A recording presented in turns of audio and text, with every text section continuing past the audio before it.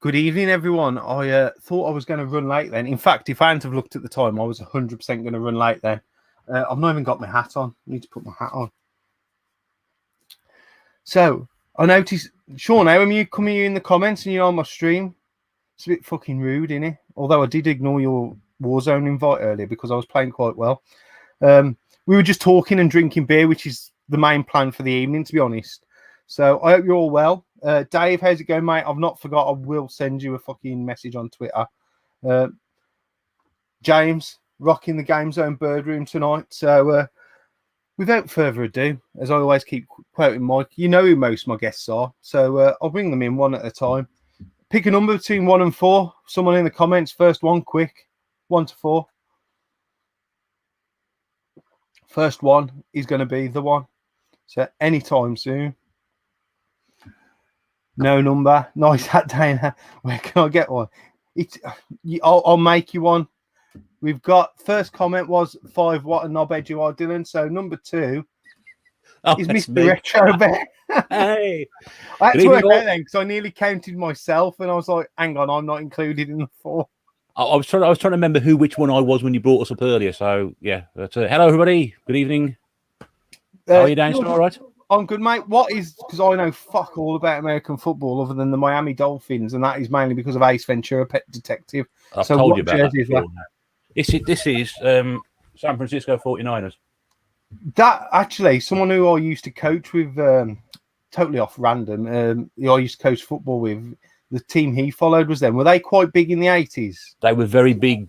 They were probably what they classed the team of the 80s, and then they sort of from about 1995 were basically rubbish. And this shirt was made for the 60th anniversary in I think 2006, 2007. But they got better last year, but they had a terrible year this year. So I love American football, my sport. I don't fucking understand it at all, to be honest.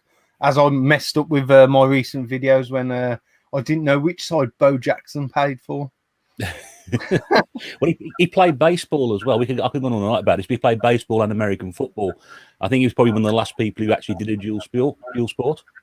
The only one I can think of is Ian Botham. Didn't he play for Scunthorpe United and obviously play county cricket as well? Yeah, that's right. Yeah. That's the only person I can think of. So, but yeah, they got. It's common in America for sometimes to split the two. So. Yeah, well, they don't really fucking work as hard as us British athletes, do they? I don't think our British boys. Like, they have fucking quarters, man. They get a rest every 15, 20 minutes, don't they? Yeah, I know, but it's a physical game. It's very physical. Yeah, but they only get rocked on every now and then, don't they? Defense versus attack and all this. They don't play the whole match. Well, it depends, doesn't it? I mean, I could go on all night about this. It's the wrong time to discuss something like this, but occasionally you do find that teams aren't on the field all the time, or they're off the field, but they're back on quite quickly again, depending on what happens with possession. So, I mean, I'll tell you what we'll do is next time one of the games is on, or Super Bowl, we'll do a live stream on your channel and you can educate me about American football and we'll watch it together.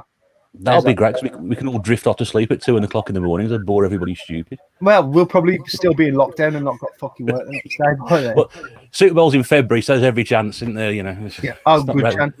So we'll get someone else next. So we've got numbers 1, 3, and 4. 1, 3, and 4. Next number, someone pick. Oh, by the way, I'm drinking some horrendously fucking IPA thing. Let's get it on while we're looking for a number. Beavertown, Luppel Lloyd IPA. I mean, look at that. Beavertown. Well, that's if that doesn't scream like artsy fartsy man cave shit, I don't know what does. It sounds like somewhere in America, in Beavertown, North Carolina. Yo, talking of beavers, that was the only link I could think of there, Nate. Raccoons, mate. Raccoons. Yes. How's it going? Well, I've got some fucking Kvik Session IPA. That looks like look. Let's fucking compare. They spent a lot of money on the packaging there, Nathan. I can't fucking get it in screen. I spent a lot of money on that. Mine is like fucking some artsy fucking comic thing, and yours is like no frills Scandinavia. Well, yours is like an art student's final project, and mine is just like fuck it, I can't be arsed. It's lots of little It's like a That might be my art project then from school, to be fair. mine's like you get in a paint shop. These are different colours of yellow that you can have, so you can paint your hallway any of these colours of fucking yellow. There you go. We put that back up, Nave, because I recognise that colour. It's highly dehydrated urine. That is. That's probably the colour it is when it comes out, isn't it? Same colour as that. It's there you go, squash colour. That's actually mine might be more in that glass, Bear. Yeah. Gotta go somewhere, mate. Gotta go somewhere. He likes his own. Is that a Blackadder? Yeah, that's He's the been one. drinking it for months. He likes his own. You have a woman's glass, my lord. Those are a woman's legs.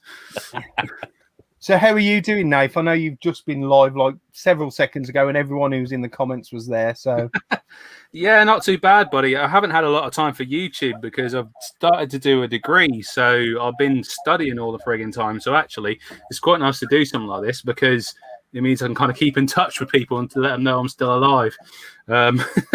But yeah, not been too bad, buddy. Thank you very much. Hold on, I've got to just stop you both there because there's a legend here in the comments. It's official. The Shagger is back on YouTube, and that is Tony. Hey. Golden Gamer and Movies. If you don't know Tony, go over and check his channel out. He does live chats and panels on most days. So if you can pop over and give Tony a sub, be quick because his channel might be gone next week. Doing it now. Do it now. Now get on it. So we're down to 2. Pick a number, 2 or 4. Next one in the comment. Actually, I used to do a gag right when I used to go, like, you know, on lads' weekends and like in piss. Shout out the window to a group of birds. Pick a number between 1 and 10, and when they shout back, all you say is, "Unlucky, you lose. Tits out." It's a 4. We've got a unanimous 4. It can't be 4. We've already got 4, so I'll go for 3 because I've fucked up already. Oh, hello. Live from his weed den. Live from his weed den in the smoke hut. Is this quality marijuana being smoked? Is this like no? What's the game ready? Something now. There we go. For Tootie, I've got the old smoke machine out because I know he wanted it. I thought you were hotboxing it. Talking about t-shirts, I've got my old Trip to Eclipse t-shirt on just for like, you know, Ingermall's Market special. Do you know what I mean? You know what? When I saw that t-shirt, it reminded me of oh god, what was the brand back in the day? Spliffy and fucking. It's the same thing. This is Spliffy was the copy of Eclipse. Yes, and the jeans, black jeans with a white stitching. Yeah, man. Like if you ever went to Skeggy and you went to like Fantasy Island, like on a Sunday there used to be a market there, and it used to be just full of stalls like selling Spliffy and Eclipse and shit like that.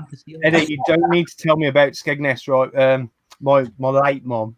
Her family was from Skegness, and I went to Skegness consecutively every year since the year I was born. I was nearly born in Skegness. I was probably conceived in Skegness. Some years we went more than once. So, in fact, this is the first year I won't have gone because of COVID. Yeah. Could you have been called Skegness? I think that would probably a good chance of being my middle name, like Dana Skegness. Your room is stressing me out, man. It's stressing me out. It looks like. Are you getting PTSD from it? Yeah, I am. It's like it's like fucking Silent Hill inside, isn't it? But yeah, Skeggy. I used to have a caravan. My parents used to have like a static caravan in Skeggy, so we used to be there every weekend. And in fact, talking about Silent Hill, like I think like Resident Evil, I can remember getting from Spalding Market, bringing it home and like playing it in the caravan when my parents had gone out. I was on my own at like probably like 14 years old, shitting myself.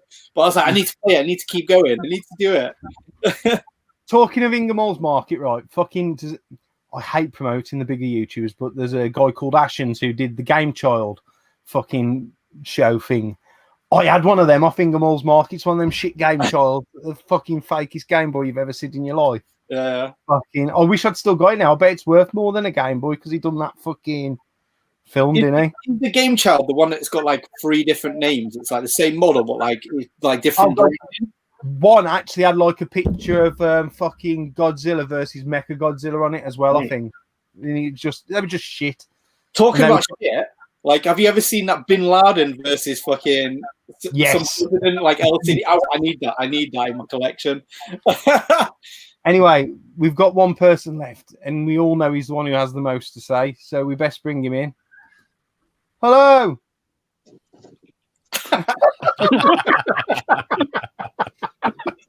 You know what? Mate. You know what? Fucking Al actually said last night after he'd saw like the thumbnail for this. He said you should have done the Addams Family. And fucking, I don't know. I'd have put fucking Russ as Gomez or something like that. Eddie, you'd have had to have been Wednesday. Knew it was coming. I was hoping my best. I was getting my pigtails ready. Well, that leaves me as fucking Fester or something. Just shake your head. Brilliant, mate. eh? Must be my fucking head.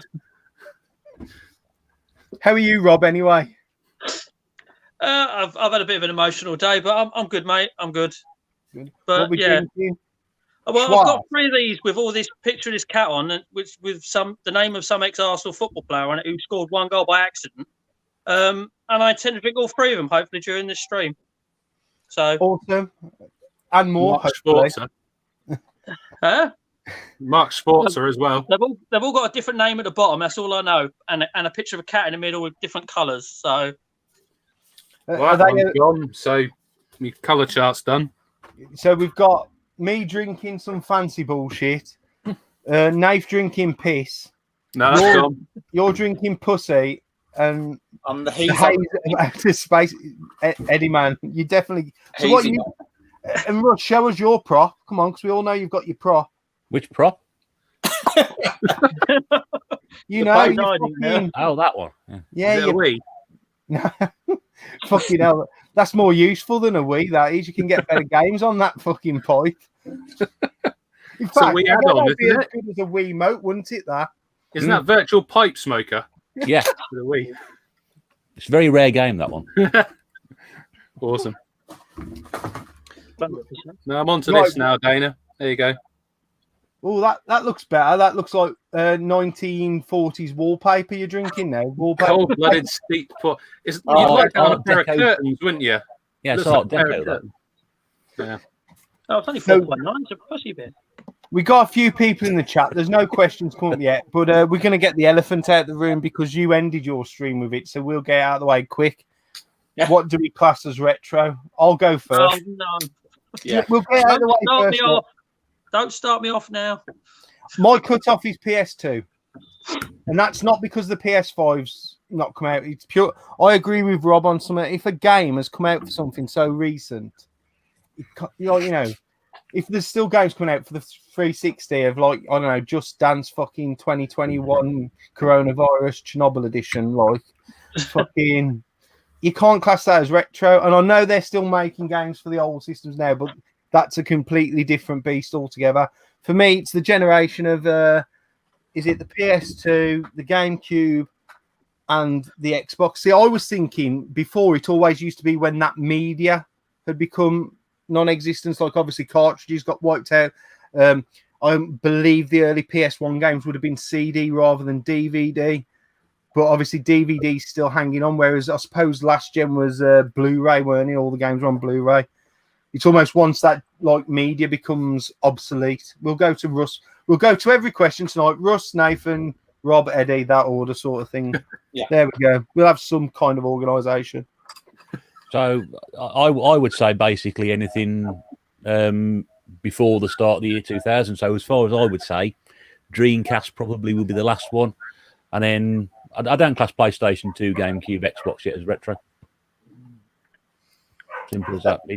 It's too soon to write them off because you can still, if you can still buy them in CEX on the shelf rather than behind the counter, it's still something people are collecting currently for. You can buy the games in a charity shop.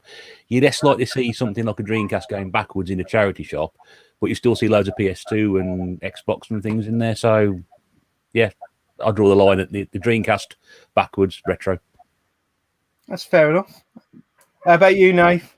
You pissed off Toby talking about like what's retro. Seriously, you triggered him. Christ's off sake, Dana. Like literally, you pissed him off with this subject. Honestly, well, if you say that, they released a bloody Dreamcast game like recently, haven't they? Yeah, Yeah, but but that's a different beast. That is. That's How is it a different beast if they're still releasing games? because it's not a big. NES game's the same as well, though, can't you? Yeah, homebrew. Last week they released a new Spectrum games and stuff like that, but it's a different beast because it's not mass marketed anymore. It's I could like fuck me. So you're going to tell me the Vectress isn't retro, but this game was made in 2020? That defeats the fucking object, doesn't it? What it is like. No, I'm just playing devil's advocate, mate. To be honest, for me, I don't know. For me, it's kind of an operating system kind of thing, because once things started having an operating system, as in one you could download updates for, I think that's kind of probably where the modern and the retro separate, because PlayStation 2, Dreamcast, things like that, you couldn't update the operating system. When you got to Xbox, you had sort of various updates for like your avatars and stuff like that. They're updating it all the time. Same as PlayStation 3. For those kind of consoles, I still don't consider them to be retro. And I know they're getting 15 years old, but it's more of a generational thing that the internet kind of coming in has kind of separated them. That's my opinion on it anyway. People will argue. Yeah, I mean, I just have a quick argument. You could upgrade. You could upgrade the What was that? That was Russ's bullshit alarm. Yeah, but Wow. I'm just going to interject there quickly. You could upgrade the Dreamcast operating system online. I'm sure you could. So does that automatically disregard it from retro in your view? Well, I've already said that Dreamcast is not retro because they released a game last year, so no.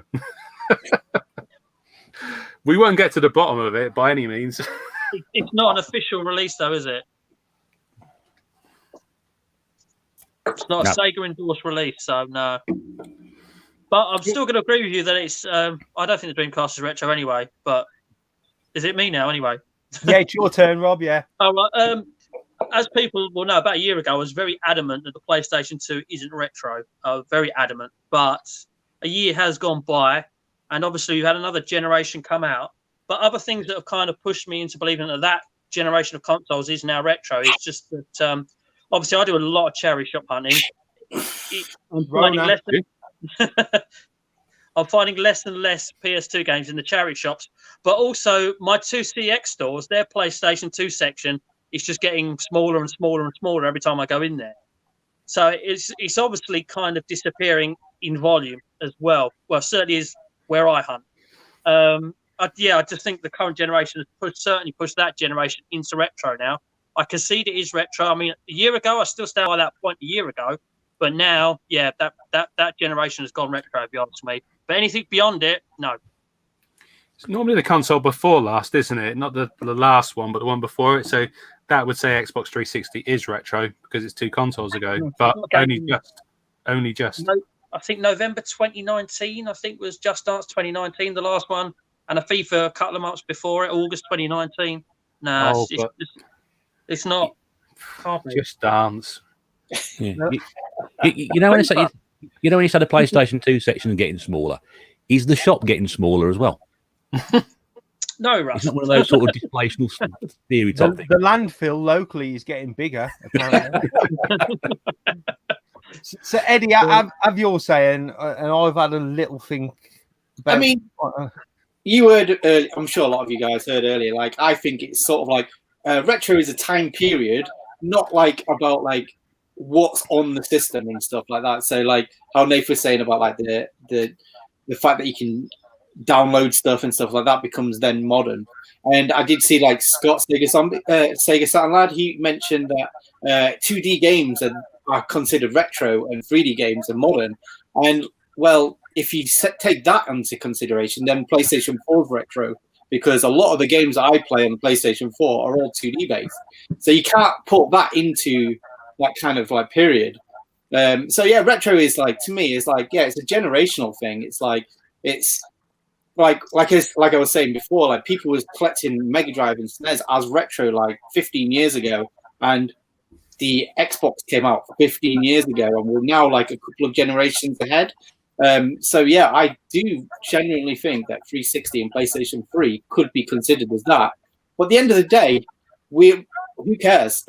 Just collect what the hell that you want. I was just about to say, like, I don't class myself as a retro gamer, although I play retro games. I just class myself as a gamer. Yeah. You know, I happily sit, like, you know, I'll sit and play my Vectrex, or today I've sat and played my PS4 all day. I just like video games. It doesn't really matter to me. Hold on, I've got the answer on this. Go on. Well, we've got a channel called Planet Retro. We've got a channel called Planet Retro, and he collects PS4 games. So therefore, the PS4 like is retro. So therefore, anything before it, I'm going to throw it out there. I've watched nearly all of Planet Retro's videos. I've seen some retro, seen zero planets. Not a fucking thing that's been on there at all. He's a seriously confused young man. Seriously, I thought it was fucking astronomy. I did. I thought fucking it was like the sky at night or something. He's on the planet. He's going to get his telescope out. And everything like just like orbits around him. What I will say, and I think everyone says retro is different to everyone. I think it's when you become about 28, 30, early 30s, you get that expendable income and you start looking back at what you used to play as a kid. And that to that person then is retro. Whereas, like, to me, I used to play Amstrad, Master System, Mega Drive, PlayStation. Then those were like the golden generations for me that I played. Yeah. Now, I did play. I mean, PS2 was my first online gaming experience, and it changed the way I played video games totally. And that's why, you know, I feel that's a little bit retro, but it's also got that touch of modern as well, because it's not a million miles removed from what we've got now.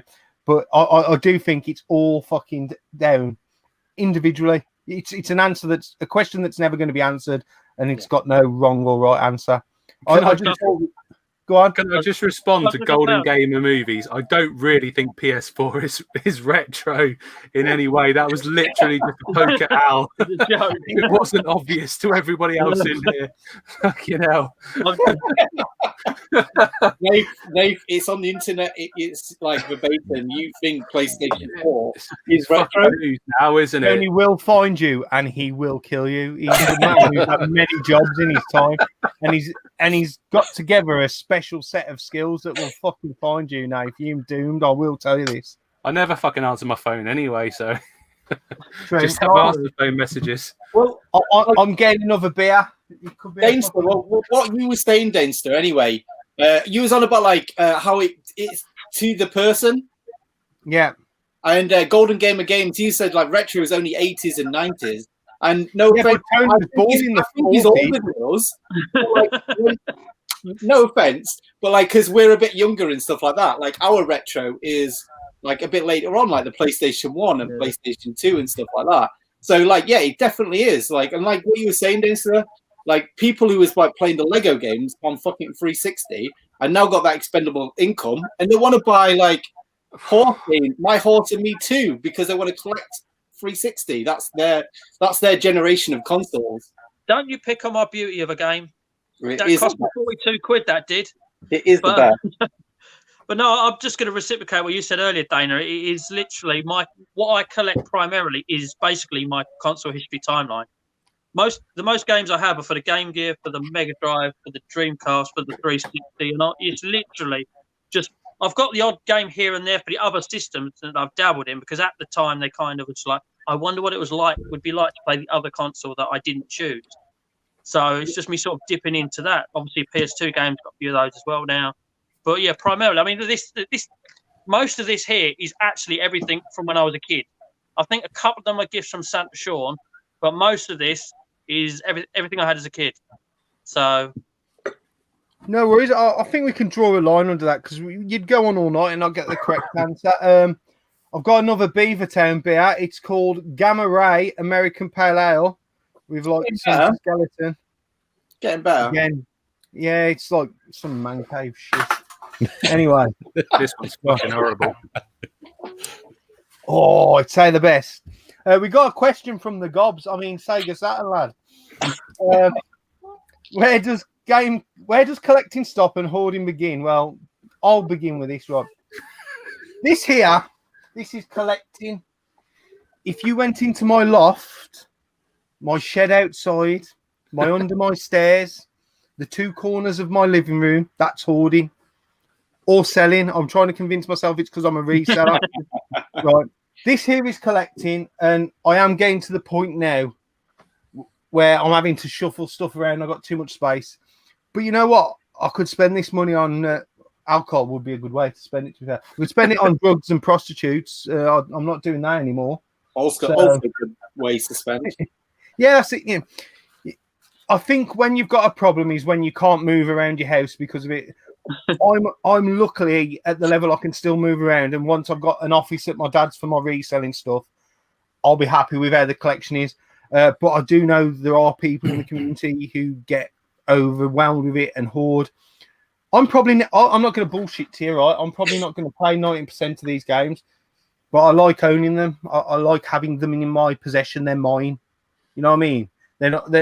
When I look at them, I'm like, that's mine. I never had that as a kid. I couldn't afford that as a kid. I didn't even fucking know that game existed as a kid. Now I have it, and if I ever want to play it, I can just pick it up and play it. That's the way I feel.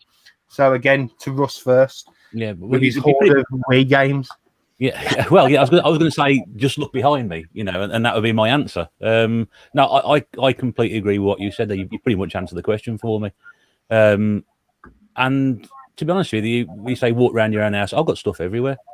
So it's sort of that. That's why I've tried to sort of in the last 6 months or so, just sort of scale back my collecting and sort of focus. So it's now less, you know, just buying stuff and just buying the stuff that I'm interested in.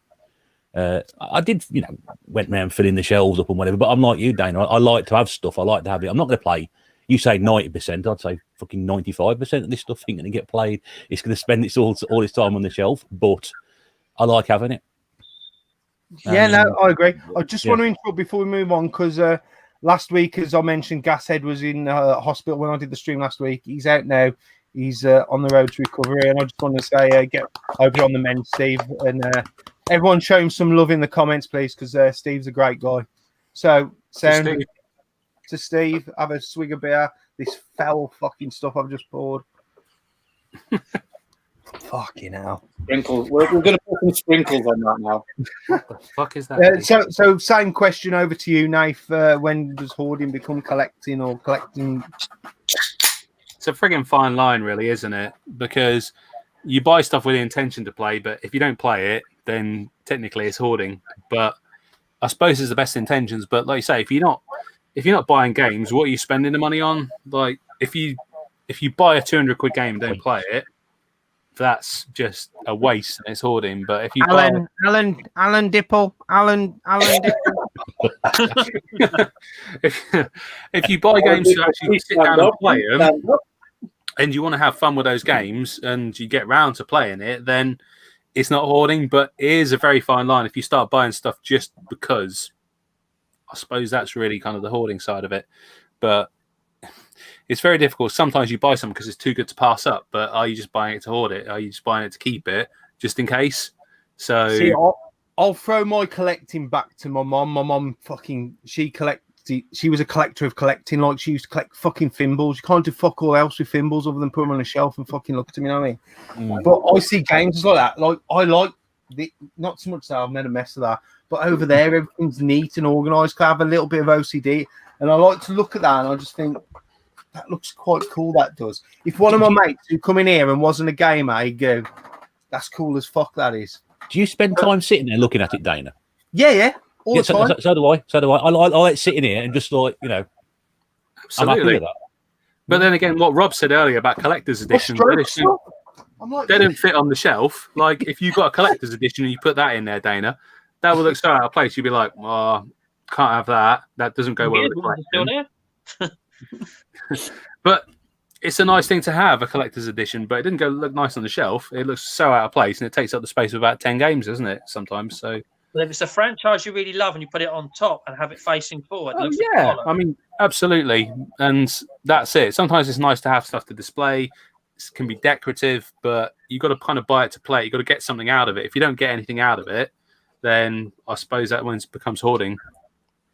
Old school variety face says blokes have always collected stuff. He's probably right, going back fucking decades. Like, you know, before they had video games, blokes used to collect hammers and tools and shit like that, didn't they, in their sheds and stuff like that. And waves. It's nothing like a Well, good yeah, some people. Henry VIII, he had a couple, didn't he? Yeah. Richard Burton. Yeah. You know, but I get where that link comes from, actually, because I joke saying blokes used to collect tools in their sheds. It is almost an escapism from the outside world. When I come in here, the door gets knocked before anyone comes in. It's like my own little private space sort of thing. I like that. And it's usually someone asking me if I want a cup of tea or want food. So, what to see you're still alive? Yeah. You've not been for a wee for 4 hours. Are you okay? Yeah, I've got that cup. Then that happens. That's what I've sold it to Nath Retro 1 in some fancy can. Bloody nice, that. How about you, Rob? What's your opinion? No, I kind of going to agree with what you're saying a little bit, Dana. I've just explained my, it's basically everything Sega, then PS1, and then Xbox and Xbox 360. If I started, I've got nothing against Nintendo, by the way. I enjoy Nintendo and playing Nintendo, but I have what I collect, and I think if I start collecting that, then I've got too much. So no offense, Russ, if you see me with hordes of fucking Wii games around me, then I know I've started hoarding. But I'm very much like you. One wall of my living room is my 360 collection because I just love this. I can sit there, watch TV, and it's next to me, and I love looking at it. I've got a secondary reason. You know me, I love my achievements and my gamer score. I want to get an achievement out of every 360 game possible that is possible, So there's that to it as well. But no, I just love it all sat around me. But I'm going to go rogue with the camera here. But just Oh my God! No, what's going on? Oh God! But yeah, just for example, that is it. That is my right-hand side wall of my living room. But as to what Sidney said, I love looking at my Gears collection, which is up here. Just everything Gears. There's the 360 special edition console, loads of fucking Funko Pops, which everyone loves. The special editions are there and things like that. And that more than anything, even more than the game, seeing that Gears of War little collection there, just fucking love it. I really do. I just look at that and it makes me smile. It really does. I'm glad you took the porn posters down there.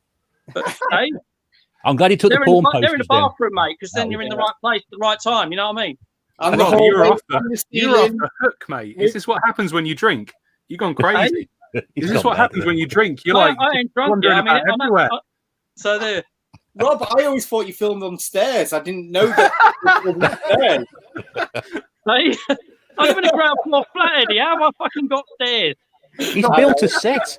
He's built a set. And the funny thing is he's fucking been here as well. He knows. The illusion's gone. It's gone. It's gone. Just before we go on to Eddie and Eddie's answer, Stu says the difference between a collection and a hoarder is order and organisation. Now, if you all remember when I had my house rewired a couple of years ago, all my collection was in them fucking tote boxes. I take to the events, the green and the blue. That was hard for me. That was the time I was looking at myself. Have I got too much shit? Because that took ages to sort out. And I used to come home from work. I was flat out with work, and there was about 20 boxes in my front room with my collection in, and it got me down every day. And until one weekend, I got my head down. I sorted out the games and I put everything in there, and I thought I haven't got too much stuff. It's just because I couldn't see what I got, and it was stressing me out. As you say, Russ, I like to come in here and I'll look up at stuff, and it's not just the game; it's the story behind the game, where I got the game from. If I bought a game off, I've got my Nintendo Power Glove off there. That's off my good mate Ant Harper, and come to fridge, be right back. It's not just the item; it's how I got the item and the way I collect. A lot of the time, I do buy the odd thing from new or from gaming stores or events and that, but a lot of mine's found in the wild, and I often remember the person who I bought it off from the boot sale. There's normally some sort of connection with them. So again, now it's there and I can see it, I'm much happier than when it was all boxed up. So Eddie, you've probably got the biggest collection out of a lot of us, so you're probably the biggest. Can I just say, Deinster, the story connection, that's just the next hoarder's excuse, isn't it, surely? No. No, because it's all a story. The reason why they can't get rid of shit is because, I can't get rid of this because my Aunt Jemima bought me it for some Hanukkah or something like that. I don't know. Oh no, no fuckers bought me this. I've paid for everything myself. But you know what I mean? Like, I think too is correct in the fact that like the difference between a collector and a hoarder is order and organization. I was actually thinking that myself, but I think the hoarder then becomes like when you've got like, I don't know, let's just bring a fucking game up, Robot Warlords, and then all of a sudden you've got like 10 of them. Like hoarders just buy games and like they'll just. There's no reason why they bought them other than, they were cheap. I've got like cheap games, and all of a sudden multiple copies or something. Cheap installation. I keep telling people. You know what? I don't get people that buy the same game for multiple consoles. Personally, I don't get like. Gears of War 2. Sorry, Gears of War 2. Gears of War 2. Gears of War 2. Gears of War 2. Sorry, for different consoles. So if you own like, I don't know, what's across multiple? Call of Duty World at War, and then you go and buy it for the PS3, and then you go and buy it for the Wii. I'm really sorry. Unless the game is significantly different because it plays different, then I get it. But like Call of Duty World at War will play the same on the 360 as it will on the PS3. And I don't see the need to have it twice. But it'll play differently on the Wii. Yes, that's what I mean. If it plays differently, then fair play. Yeah, but it's like buying Sonic 1 on the Mega Drive and the Master System. That's fine. They play differently. Yes, definitely. What I would say is there's no excuse for that now. But back in the day, if I wanted to play on my 360 with some mates, I had to have a copy of the game for there. And then if I wanted to play, now it's cross-platform. Definitely, I totally agree. There's no reason. Like I play Fortnite with my godkids. One's 9 and one is 6. The one plays on the Switch, the one plays on the PS4, and I play on PS4. That was not possible up until a few years ago. So, you know, people used to have the same game for different platforms back in the day. But for collective reasons, unless you're going for a full set like lunatics, like Big Al, then there's no reason to own the exact same game on multiple systems. I agree there. No, like the thing is, I've gone for full sets, and that just burns you out. It's like there's no point in that. Like, buy the games that you want to get, and like that can be for multiple reasons. It could be because it's a rarity thing, and you enjoy that collecting side of it. I think that's fun, but why do you need to get every single game? Why? You really don't. To get an achievement out of every single game. But that's a reason, though, Rob. That's a good reason to do it. Like that is pretty cool. Like, and that's like, only on modern consoles. Yeah. But why get every copy of Call of Duty? Unless of course you're a Call of Duty fan, which like obviously Sean is. Sean That's a good reason for having every version of it. But if you're just a collector of things and you've got no affinity to, I've got no affinity to COD, and I actually didn't have that many COD games in my 360 state. Because what we talk about, Sean, Retro Games Revived, you've lost your best player, mate. You deafed me out one game, right? I've started playing my brother again, racking up the kills, mate. Racking up the kills.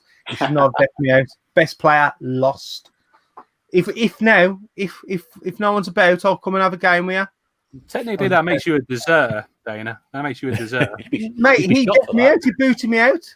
I've gone mercenary now. Sean would never boot anyone out, mate. Nah, I don't believe that for a second. I'm a hired gun. Lone wolf. All this modern talk. You're a mercenary, mate. You're a mercenary. All this modern talk is going over me and Russ's head. He can't connect to our fucking Wii's the same. What you on about? He's got more modern stuff than me with that Wii lot behind it. That's the smoke getting to you, Eddie. That's just the smoke getting to you, mate. The smoke talking, yeah. Oh, what you don't realise, this smoke smells amazing. It's like coconut flavoured. It's amazing. I love it. Yeah, you told me that. It smells nothing like coconut. Dylan, like I know you're watching. If Eddie passes out, can you ring the fire brigade and get him some help? So I know you know his address. So if we see Eddie go down, Dylan, you're in charge. But I think Dylan might not be here. I've seen him flirt in and out. While we're talking about full sets, we had a little bit of mention there. I have this conversation or take the piss out of Big Al. I can't be fucking paying them prices for shit games. So my thought is shit games like Dora the Explorer, expensive games, I could be doing with it, man. I understand a good game being expensive. I can't understand a shit game being expensive. No matter how rare and hard it is to get, I cannot be spending big money on a shit game. I don't know how you feel. Russ will tell you because you buy Wii games. Yeah, you don't spend a lot. Are you gonna precurse every question with that before we hand it over to me? Yes. I'm the prime example that I buy shit games, but I pay nothing for them. You know, I pay very little for them. So, but I can't justify paying, say, sort of 70, 80 quid for the last story and Pandora's Tower on the Wii because I'd never play it, and it would just, you know, I can buy all the crap and fill my shelves up and be happy I won't play any of that. But if I spent 70, 80 quid on something, I've got to get some use out of it. I just know I won't. And that's the same with all these, you know, My Awesome Me Too on the 360 and Russ, things like that. I've got an absolute doozy for you then. Go on, most expensive 360 game you can't even play. It's offline, isn't it? It used to be online only. Yeah, so Final Fantasy Seekers of Adeline, you can't even play it, but it's that rare, it's that expensive. Can't fucking binny. Put it in the bin. Don't even bother. Throw it a fucking way. It's no good. But it's no good to Man the Beast, that ain't. Throw it a fucking way. I'm not going to go and spend money on a shit game that I'm not going to play. I'd rather spend money on a shit game that doesn't cost me any money. If that makes any sense at all. Yeah. What?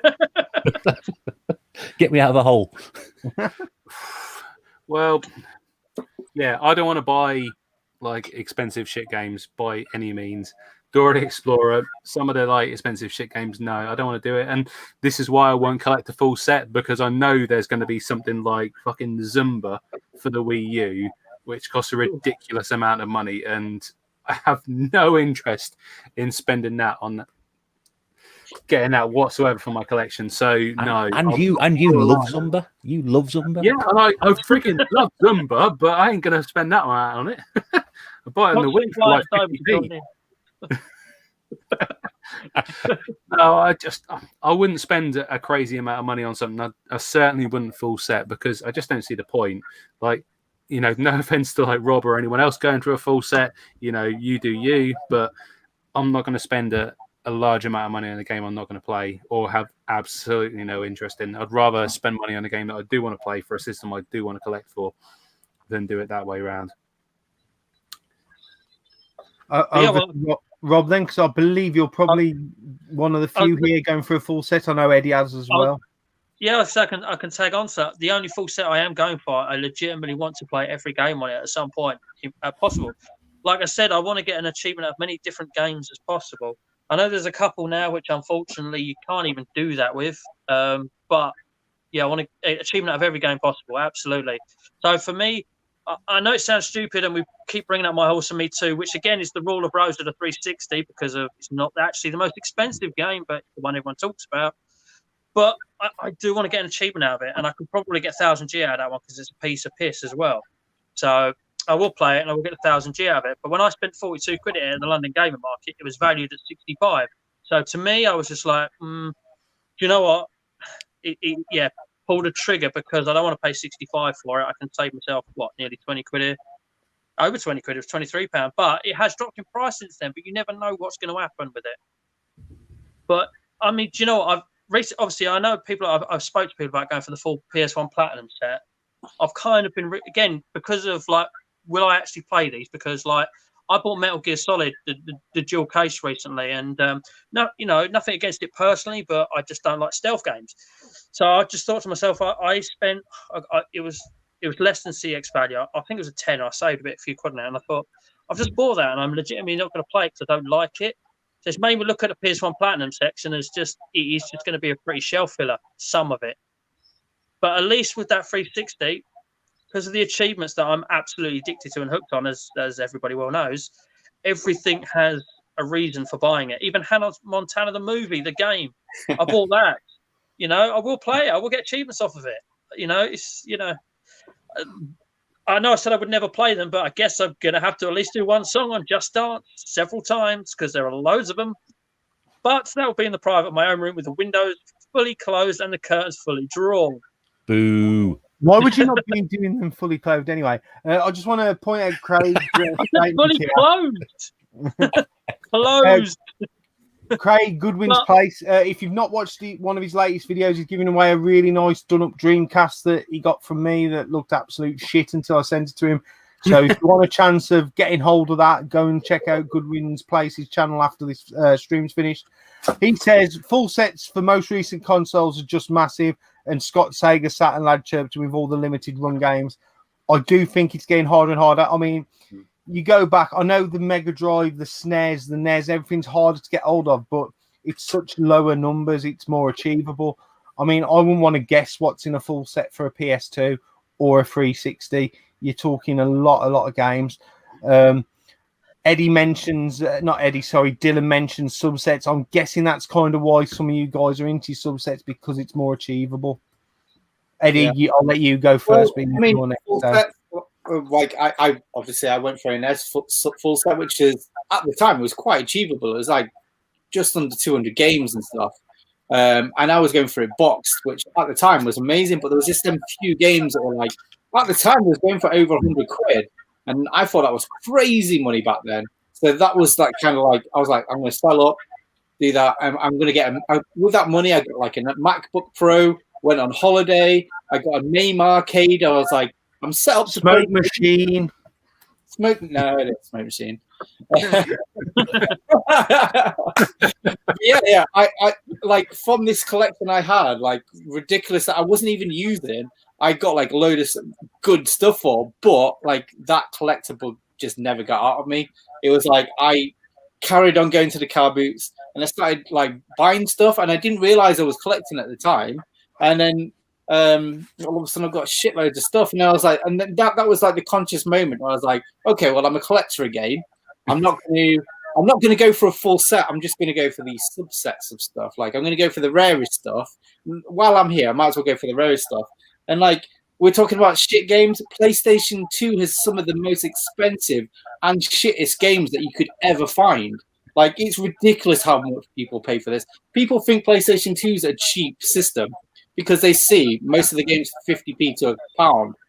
No, like if you're proper like collecting into PlayStation 2, a lot of the games are like the last 10% is like £100 games, like about 100 games.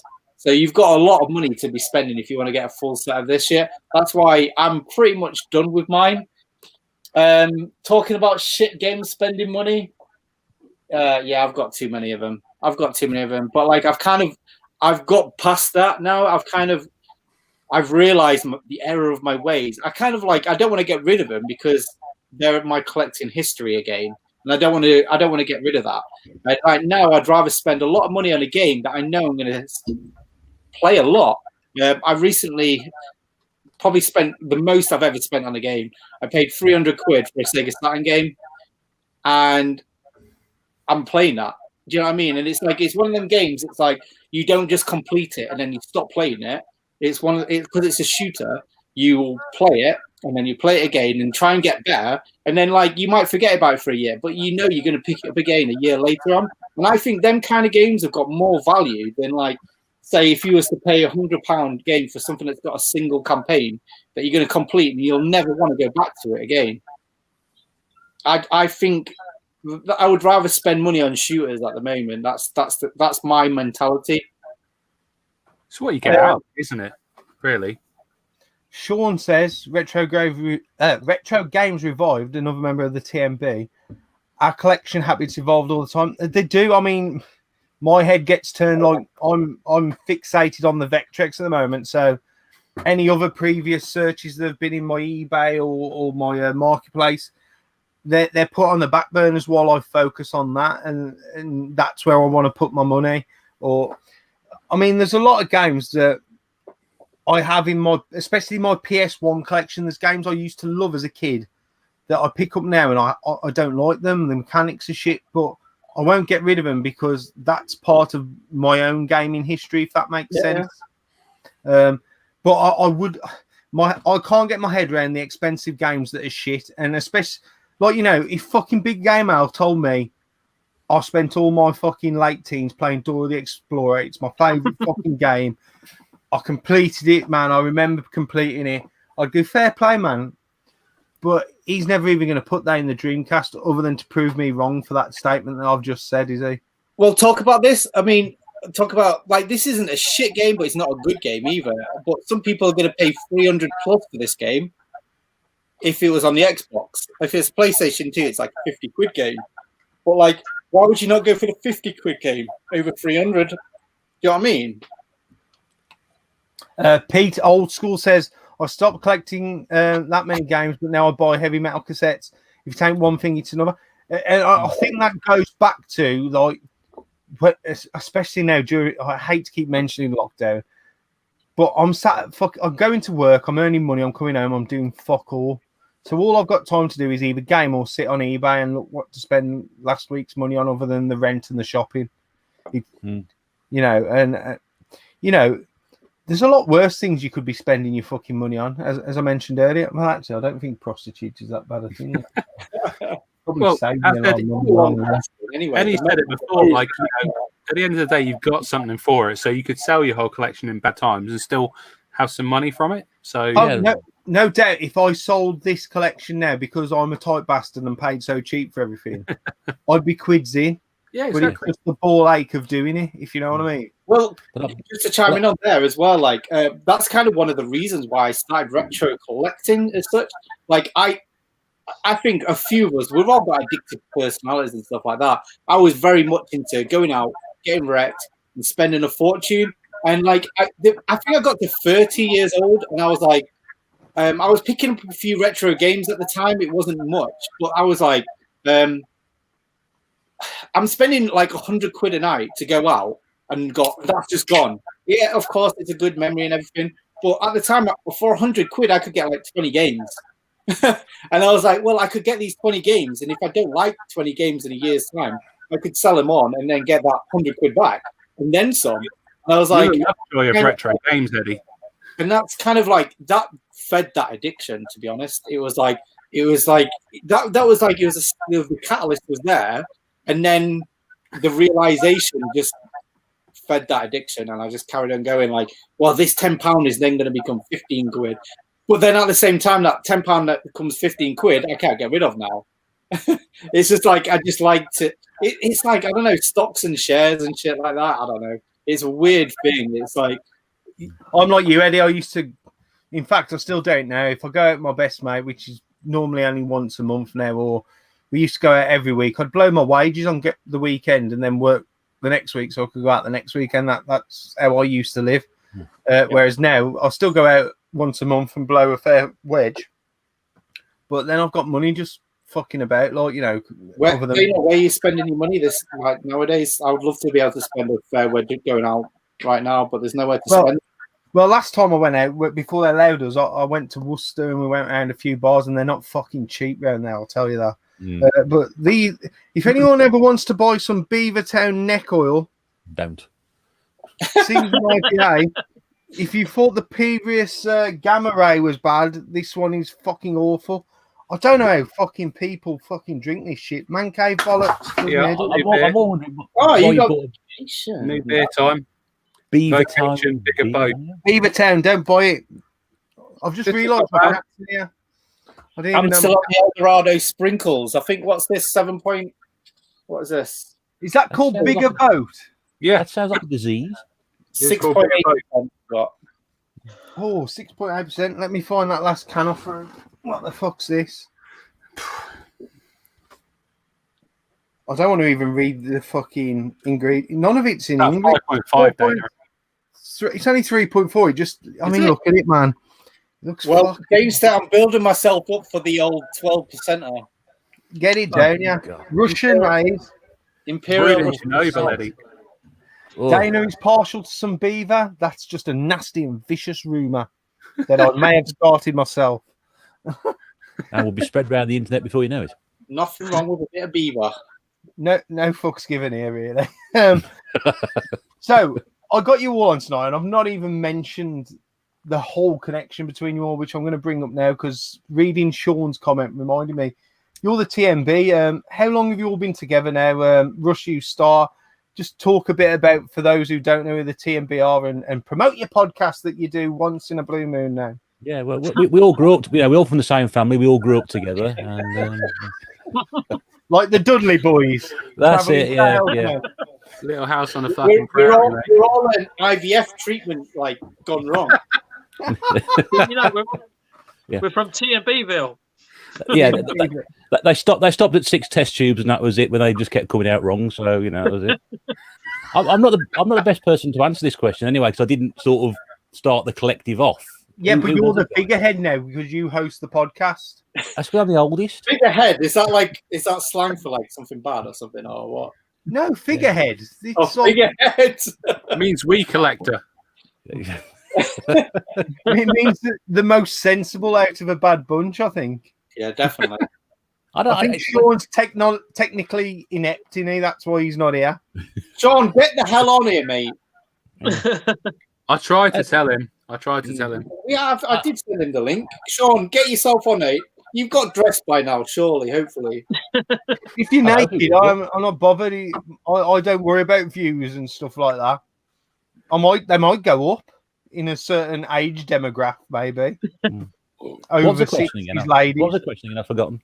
Just talk about the TMB and your podcast and everyone, how you all got together and what you guys get up to and stuff like that. Not behind closed doors, but The the reason why you are sort of, I think Sean put it right there, said Bear is the T&B Don, is because basically we all kind of started around about the same time on YouTube, but Bear decided that when he did YouTube back in the day, when he started out, and he still does it to this day, to be fair, decided to do do shout-outs videos, and he shouted out probably more than just the 5 of us. He shouted out about 8 channels all at the same time.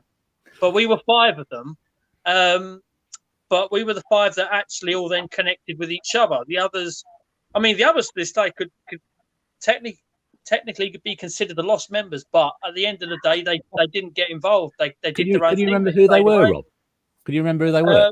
Like the Spice Girls. Like they do we really want to mention other channels' names and sort of in that light? It's a little bit rude, but at the same time. But if you want to PM me, I'll say because I don't give a shit. Just throwing it out there. I can actually remember. I think the other 2, but at the end of the day, you shout. I mean, I can remember because I just started YouTube, and you subbed to me, and I discovered your channel, so I subbed back, and we had a little conversation over one of my videos or your videos or whatever, and it was just fucking hell. I'm just trying to work out how. It just started like that basically, and the other guys obviously were doing it as well, and we just all kind of started at the same time, merged together, and I don't know, it's kind of strange. It kind of just happened at the same time, but it was from the original shout out from Bear that we all interacted with each other, and I realized I just remember when I thought you were shouting me out and it was coming, I was like, is he actually shouting me out? Is he mentioning my name? I was calling you out. I didn't like it. I was calling you my name being mentioned on another channel, and I literally had an anxiety attack when I first actually watched that. So fuck you. No, I love you, mate. But no, it just kind of that shout out video just brought us all together, and I think it was Eddie that made the group, gave it its name. And I was going to say just the 5 of us, the 4 of us here, Sean and Pete. And the podcast came about because Pete was really interested in doing the idea. I was really interested in doing the idea, and it was just a case we could all get together and just have a chat about games. We pick a subject about 3 minutes before we do the recording, as we usually do, and we just talk about it as sort of mates getting together. I mean, we've said it before. The strange thing is that we've all never actually been in the same place physically at the same time. I know everybody else is apart from me. That's your fault. Yeah, it's my fault. I didn't know.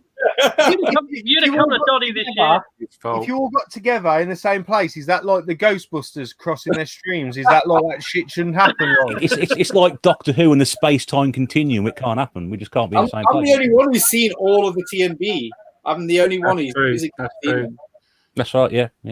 Yeah, I think. Well, Bear says Nathan is the most handsome man on YouTube. So Nathan, you're handsome, sexiest man on YouTube. You're sexy Spice. Bear, you're Old Spice. Thank you. Eddie can be Smoky Spice, and you're Hand Spice. Paprika. They call me Paprika for short. Yeah, to kind of throw my hat in a ring on that one, it was starting YouTube. Like, if you've never done it before, it's just a really weird thing because you don't know if anyone's going to watch you. You don't know if you're going to meet anybody. It's or you shout the gebs out on your first video. yeah, yeah, or you do that, and then Jimmy Savile as well. Yeah, have a watch. You know, Deb is watching. She watches all of these. Jesus Christ! Yeah, thank she's you. awesome. Is One thing I Mrs. can add Bear is, watching, is Mrs. B watching now? Because I Yeah, always worry, she's your biggest fan, mate. She always watches Why? you. Yeah. I always worry that I swear too much for anyone to let their like other members of their family watch No. my channel. To be honest, She loves it. She loves Don't it. worry, my cats swear equally as much as you. can they I just probably say, think that. Go on. I don't do live because I'm a very sweary person. No. Are When you? I come in the live stream, it just comes out. I can't help it. Nath, But- yeah, I've seen him. He The was other like a thing is, beautiful word. it's like when we meet up for a podcast to do it, we say, let's meet at 8:30. We don't start recording till 9:15. And we think maybe we should have hit record because some of Oh, the you stuff that come probably out, missed the good stuff. You've missed the good stuff. honestly, no, we say that as well. Honestly, the amount of stuff that we just fucking piss ourselves laughing with Oh, the before best we even hit comes record. out then. Yeah, best- we do miss the The best thing is, stuff. like when you go on like actual like air or whatever, yeah, you get a bit nervous and you kind of start thinking about stuff. But when you just chatting to each other, it's like, yeah, we don't give a fuck. Mm. do you remember we had that? It was part of that podcast when we found that video of that that Japanese horse riding game. Nath was on that Sure, one, wasn't you? Racer, Yeah, yeah, Sure. Oogie Race. yeah, yeah. And I'm not joking. We recorded the end of that and we were laughing. And when we finished the recording, we were still laughing 10 minutes afterwards. And it was just absolutely brilliant. What I will say is, with you guys being on here live now, and anyone who's been on any of my live streams, and when you do the podcast, can't do it unless you're a real person because you get fucking found out. Now, that's not a pop at the people who do like all these fancy videos, and that's the way they like to do stuff. But they couldn't come on here and be a character for 2 hours. You get found out. You've got to be real people, real genuine people. Because I mean, if you're like me and don't give a fuck what you say anyway, and aren't really bothered about repercussions, it doesn't matter. But I don't want to say you lot are a lot more wholesome, but your YouTube presence is a lot more wholesome than mine, if you know what I mean. Like Rob says, he cuts out the swearing and stuff, so it's much more friendly. Whereas on here, everyone who's watching in the comments, if they were to meet you in person, they get a good feel for how you would be when you meet, if that makes sense, because you can't hide here when you're doing a live or stuff like that. When I'm in the podcast, we have a little ritual before we start to get the swearing out of me. And I literally, the bear goes, right, you ready, Rob? And I have to go, right, fuck, shit, wank, bollocks, cunt. Yep, let's go. And then we're ready. We're good to go. And a bit of a star like pentagram around you as well. Yeah, Like made up full. but that's the joy of the TMB is that it is just like so welcoming because when people start on YouTube not knowing what to expect, I didn't know what to expect. I'm pretty sure nobody else knew what to expect. Just started talking to each other, and that's kind of how you meet people in the community. That's how you get going, and that was the best part of it because I was speaking to Eddie, Eddie was speaking to Rob was probably speaking to Russ. It's like, why don't we all just chat together? And then it's just gone from there. So That's it. Like, that's all it is. Like I think me and you, we actually was chatting to each other for quite some time, like on like actual phone calls, not just like text. yeah, I called you up after. And then like we was like, well, like we're having quite a good time like this. I'm having quite a good time chatting to Rob, and I'm like, we're all having like good times chatting to. Why not like just join it all together? And instead of like having like dead air or something, whatever, let's just have a group. And then when we made that group, it was like 500 like text messages every hour or something. It was like, yeah, we couldn't keep up for a bit, but it was like great. It was so good. Like my first, like when we first started, it was just like we had so much to say to each other. We had things to learn about like YouTube, gaming from like each other's like perspectives and stuff like that. It was so good, and yet we still chatting like 2 years later. Boy, it's not 2 years; it's like a year and a half, isn't it? Yeah, I think it's just amazing the fact that we've come from far and wide, and we're all over the UK. We're all dotted all over the place, and to just have got this, sort of connection, this kinship, and sort of like this understanding and this, just camaraderie between the six of us, and it's just great, And everybody talks to everybody else, and we've all got our own circles outside of it, but just to put the six of us together, it's been magic, really. I don't think it could have gone any better, and long may it continue. But that's what YouTube gives you, really, isn't it? It gives you a way of connecting to people who like the similar things you do. Like, I'm pretty sure none of my really close friends, like Danny said before, they're not massive gamers, they're not massive collectors, but through YouTube, you meet people who have similar interests, and it goes from there. It just snowballs from there, and that's the best thing about the community and that. I just want to highlight Lee Retro Chef, not so much for his comment, but Lee's doing a live pickups video tomorrow. So if you want to check Lee out, that's the Retro Chef. I think it's 8 till 10. He's doing a live pickups video tomorrow, and he's having some guests on. So once this stream's finished or during now, if you want to just go and subscribe to Lee's channel, he's going to be doing something tomorrow. I've got a quick question for Russ. It's come from Old School Variety Face and the Retro Engine. Hello. Yes, it is. Yeah. Is the pipe a vape? I already knew the answer. Yeah, it is a vape. Yeah. I thought you said it was a Wii attachment. It can be both. Patent pending. No, it is. It's a Peterson pipe, which is a vaping one, and it's very nice. A quick question from myself here: is the TMB ever going to expand? I think the 360. I have done. It's just lockdown. I have always. I think Ross, the 360 collector, would be a great addition. And have you ever kicked anyone out of the TMB? And I know you're not kicked Pete Fudge out. I know he's just taking a break. It's just a jokey question. So that's a question for is it open for invite? And I'm putting the 360 collector forward, Ross. Well, we kicked Octavia's kitten out, didn't we? We didn't like her very much. So. Don't fucking blame you. She talked too much. A boyfriend, he's a knob. Yeah. Too much whining. No, I think it's just the six of us. I don't know. We've had a conversation about it. It's nothing personal. We just all started at the same time and found each other at the same time. So that's all it is. There's nothing. Listen, personal. Rob, you can't have an NWO like fucking logo and not have 50 million fucking members. They tell you I designed that, by the way. That was me. Yeah. Well, just so you know, Nafe's lost the hard copy and had to search the internet for it. Well, you should have asked me. But can I just say we've gone through some iterations of the TMB logo, haven't we? Oh yes, plenty of them. But I do think because the 360 collector features in a lot of your videos, he would make a great member of the TMB, and I'm putting him forward as tribute, like Hunger Games.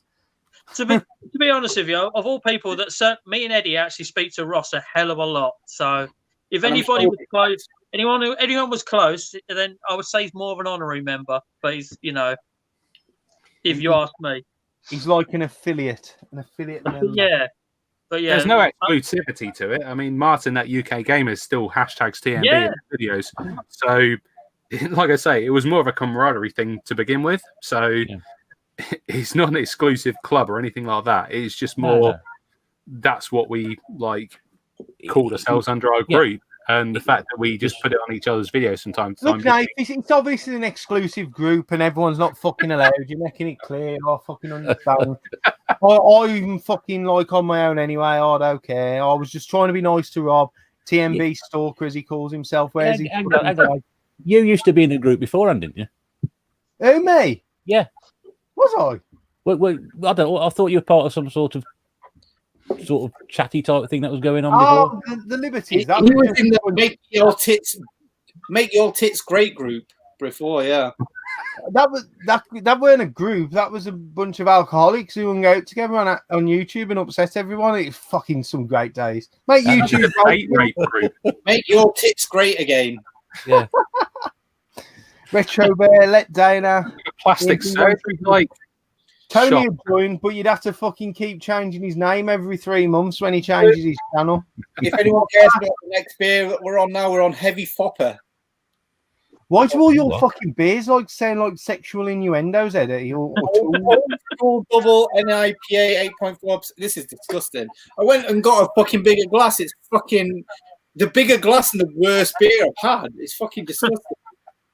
Mate, this one's fucking painful, if I'm honest. Well, so everyone thought I was going to get pissed. Mate, Yobi is drinking double-figured percentage beers over here. You know what I mean? He'll be on the floor in a bit. Yeah. What was the first one we started on? 10%, but it's vegan though, so it's all right. So it's boring. Vegan fucking beer. What the 10% fuck? Get off my vegan beer. channel. Get off my channel, man. Get off my fucking channel.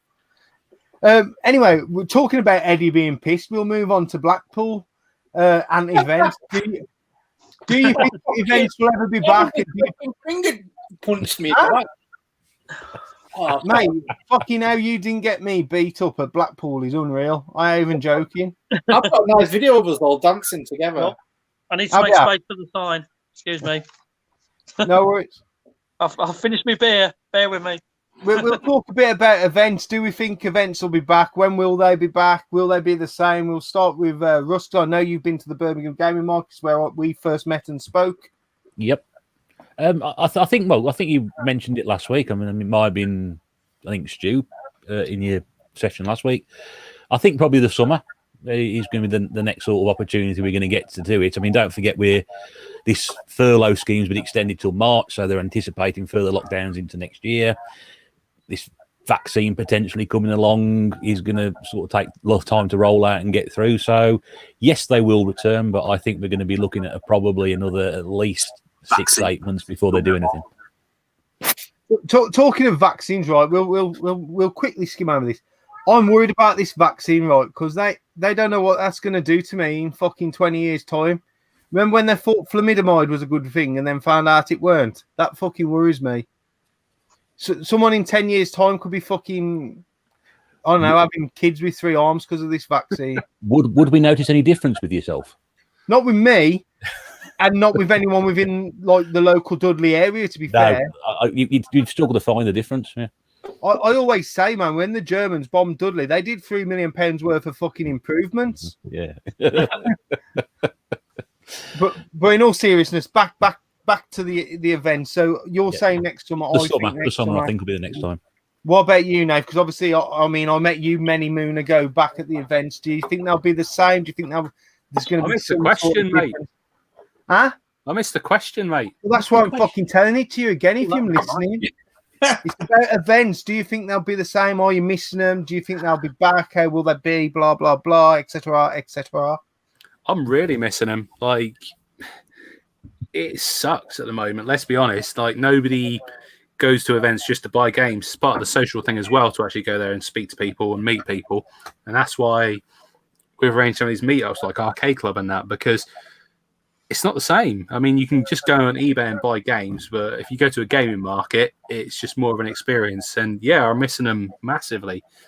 I hope they come back sooner rather than later, but I can't see anything happening until next year. I really can't, and it sucks, but it is what it is. How about you, Rob? The question was about events. Do you think they'll be back? Do you think they'll be the same? Obviously, you went to one of the very last gaming events before it all shut down with the London gaming market. Yeah. Well, I went with Al. It was a good day out. I must admit, when lockdown first started, and I can't emphasize this word enough, I was ambitious, very ambitious that Donny in December may happen. Obviously, with this lockdown now in, you can fuck that right off. But do you know what? I'm going to use what I've learned at the airport today as part of why I think this may happen. But you're looking around about next March. With this vaccine being announced, I know that every airline at Stansted Airport at the moment is poised and literally ready to go full schedule in March as long as the vaccine works. So that vaccine works, everything's going to kick off again in March. So I would say March next year. I agree. I think it's going to be more towards the summer. What I will say is what we've all said here at the moment. We're all working, most of us working or furloughed, and we're not going out. People are going to be wedged up, man. So get yourself a store and ching ching. People are going to be willing to spend big. So all my good stuff's going to get bought out, I think. Darren McGowan, great guy, met him at events. He always comments. He sends me some very funny stuff on Facebook. I only go to events to sniff people's armpits. I always say if someone sold a spray of Lynx for £1, they'd make a fucking killing at the events, I'll tell you now. It's at Arcade Club. They have it in all the toilets, but yet no one uses them. They must not be able to smell it. So I've had people walk past me at events and they smell that bad. I thought it was me, and I'm there going, that fucking me. Sorry, Dave. Sorry, Dave. I didn't want to mention names, Eddie. I was trying to fucking protect you. I'll sort that out next time. It's a fucking coconut smoke you can smell. Has someone been smoking? Ross, is that, Smells like fucking coconut. Yeah, I'm very inspired by Lee retro game. What's he called? Fucking hell. Retro Gamer Addict. No, whatever he's called this week. What's he called this week? He's not done a video for ages. Lee Give it Retro a fucking Gamer clue. Addict, didn't he? No, Lee- you've been gamed. You've been gamed. I don't know. What's Yeah, it? you've been gamed, Lee. You've been neoned, I think it is nowadays. Got fucking ripped jeans. Russ always. Yeah. Russ is tall, mate, but everyone looks tall compared to Russ. Oh, yeah. doesn't This is because of Lee. So cheers, Lee. Thanks for your neon addiction. So, what's your opinion, Eddie? Because obviously, I've seen you at a ton of events. So, Yeah, I thought we would get like an event in summer, and I thought it'd be very like because I was speaking to Craig about this because obviously Craig does the events and stuff, and I think a good friend of mine. I think it would have been a good idea for these event advisors. There's so many market stalls across the country that don't get used, and we're allowed to go like outdoors and stuff like this. And like they could be used for a retro event where even if it rained, there's like a covering. Do you know what I mean? Russell, know me here. Dudley Market, such a great setup and a great overcover that's massively underused. And when very they're good. saying that like we can go to these outdoor events as long as they're outdoor, a retro event would have been great at one of them, like that's scattered across the country. Just spend a bit of money there. People will spend it. Like if you have to raise the entrance fee because we don't have as many, people come to it. Do you know what I mean? Like I don't see why that's not become a thing. The only trouble is what I'll say with the little bit of knowledge I've got. I think the councils price themselves out of hiring these events. Yeah. I did inquire about doing something at Dudley Town Hall, which wasn't a bad price, but when you look at what the other independent places are charging, it's much cheaper. And like, obviously, the councils have control over the markets, which is a bloody shame. It's stupid. Rather than charge cheaper and get it full, they'd rather charge an expensive rate and have it fucking half empty. It's Well, a crazy. the other suggestion that we had was obviously like there was a numbers thing where like a certain amount of numbers could be a place at one time. Well, how about having hourly slot where like you pay £2 every hour to get into a slot? And obviously the first slots cost more. The subsequent slots kind of like went down in price. Because the thing is, at the end of the day, if you wanted to go to one of these markets, you would actually pay for it because, like as Nath was saying, it's not always about actually buying the games. It's also about meeting up with people. Yeah, So people pay because usually these markets are £2 to £4. I would pay £5, £6, £7 just to meet you guys. You know what I mean? Like, and it's all about that, really. It's all about the social interaction. agreed. Retro Engine asks, could we discuss where these are? There doesn't seem to be any in the south. Now, the best person to discuss about is the south, so is Rob. So we'll go to you last. Retro Bear, we met at there's the Birmingham Gaming Market. That's run by Replay. Nath, I've seen you tons of times at Doncaster, which is also run by Replay events. So Retro Engine, if you want to look at Replay events. Eddie, we've met at the Leeds one, which is Replay events is Doncaster and Birmingham. Retro events is Leeds. Replay, I believe, run London, but do you know of any others down south, Rob? Is the question? No, to be honest with you, we're a bit starved of them down here. It's literally the London gaming market is 3 times a year, and that's really about it. I mean, apart from that, I think they do one at Milton Keynes, which isn't too far from us. But Yeah, apart Milton from Keynes. that, it's pretty much Midlands and above. Al's just brought up, the Play Expert Margate. That's not too far. Bristol. One near you, Nick, on you as well. There's one in Hey? Dagenham. Someone's saying there's Me? one in Dagenham. If well. there is, I don't know about it, but yeah. Wasn't the one? Big Game Al, for me- holding out on you, Rob. Big Game Al knows all about it. Has one a year, but only small. But But that's the thing. It doesn't matter the size of the event. It's what's at the event. If someone's there selling your games that doesn't go to Doncaster, doesn't go to Bristol, doesn't go to Birmingham, it doesn't matter. If there's one little independent seller that goes to Dagenham, it's worth going They to always Dagenham. say that a lot of stuff is in the Midlands because it is generally accessible more for the whole country as in time is in distance. Because obviously it is the Midlands, So It's also what it is anything from Midlands and above, it's the higher charge. Down south, revenue and higher charge down south. there is that. You're quadrupling But, your I mean, fees. I was told if I was to sell at the London gaming market, bang 20-30% on my prices, and I'd get that money. That's what I was told to sell. I didn't go down there. I've never sold at London, but that's to cover your table fees and everything. You can see that with like our collections, Dainster, like because you've got Rob, who's only got like 15 games behind you. Nath is a little bit higher up than Nath. He's got about 100 games. Flip the camera around. It's 800, all right? We've all got like a gauge of like the level of like northernness of us all. But to be honest with you, I've been to the last 5 London game markets that have been on now, and it's good. But I mean, the truth about Donny was, I went to this year was honestly, well, it ain't hard this year, but you know, it's the best day I've had this year. But probably the best events that I've been to this year. And the truth is, I nearly never went because I nearly chose the arcade club meet at Leeds over it, which, you know, Pete organised. But I decided to go with Donny because I knew more of these guys would be here.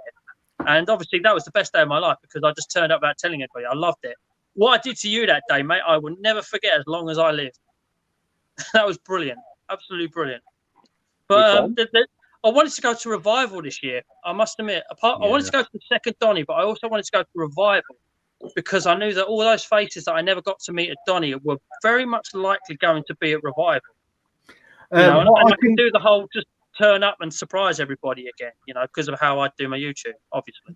This isn't me showing bias, but I do have bias towards Revival because I am such good friends with Craig Turner and I have been involved with it a long time.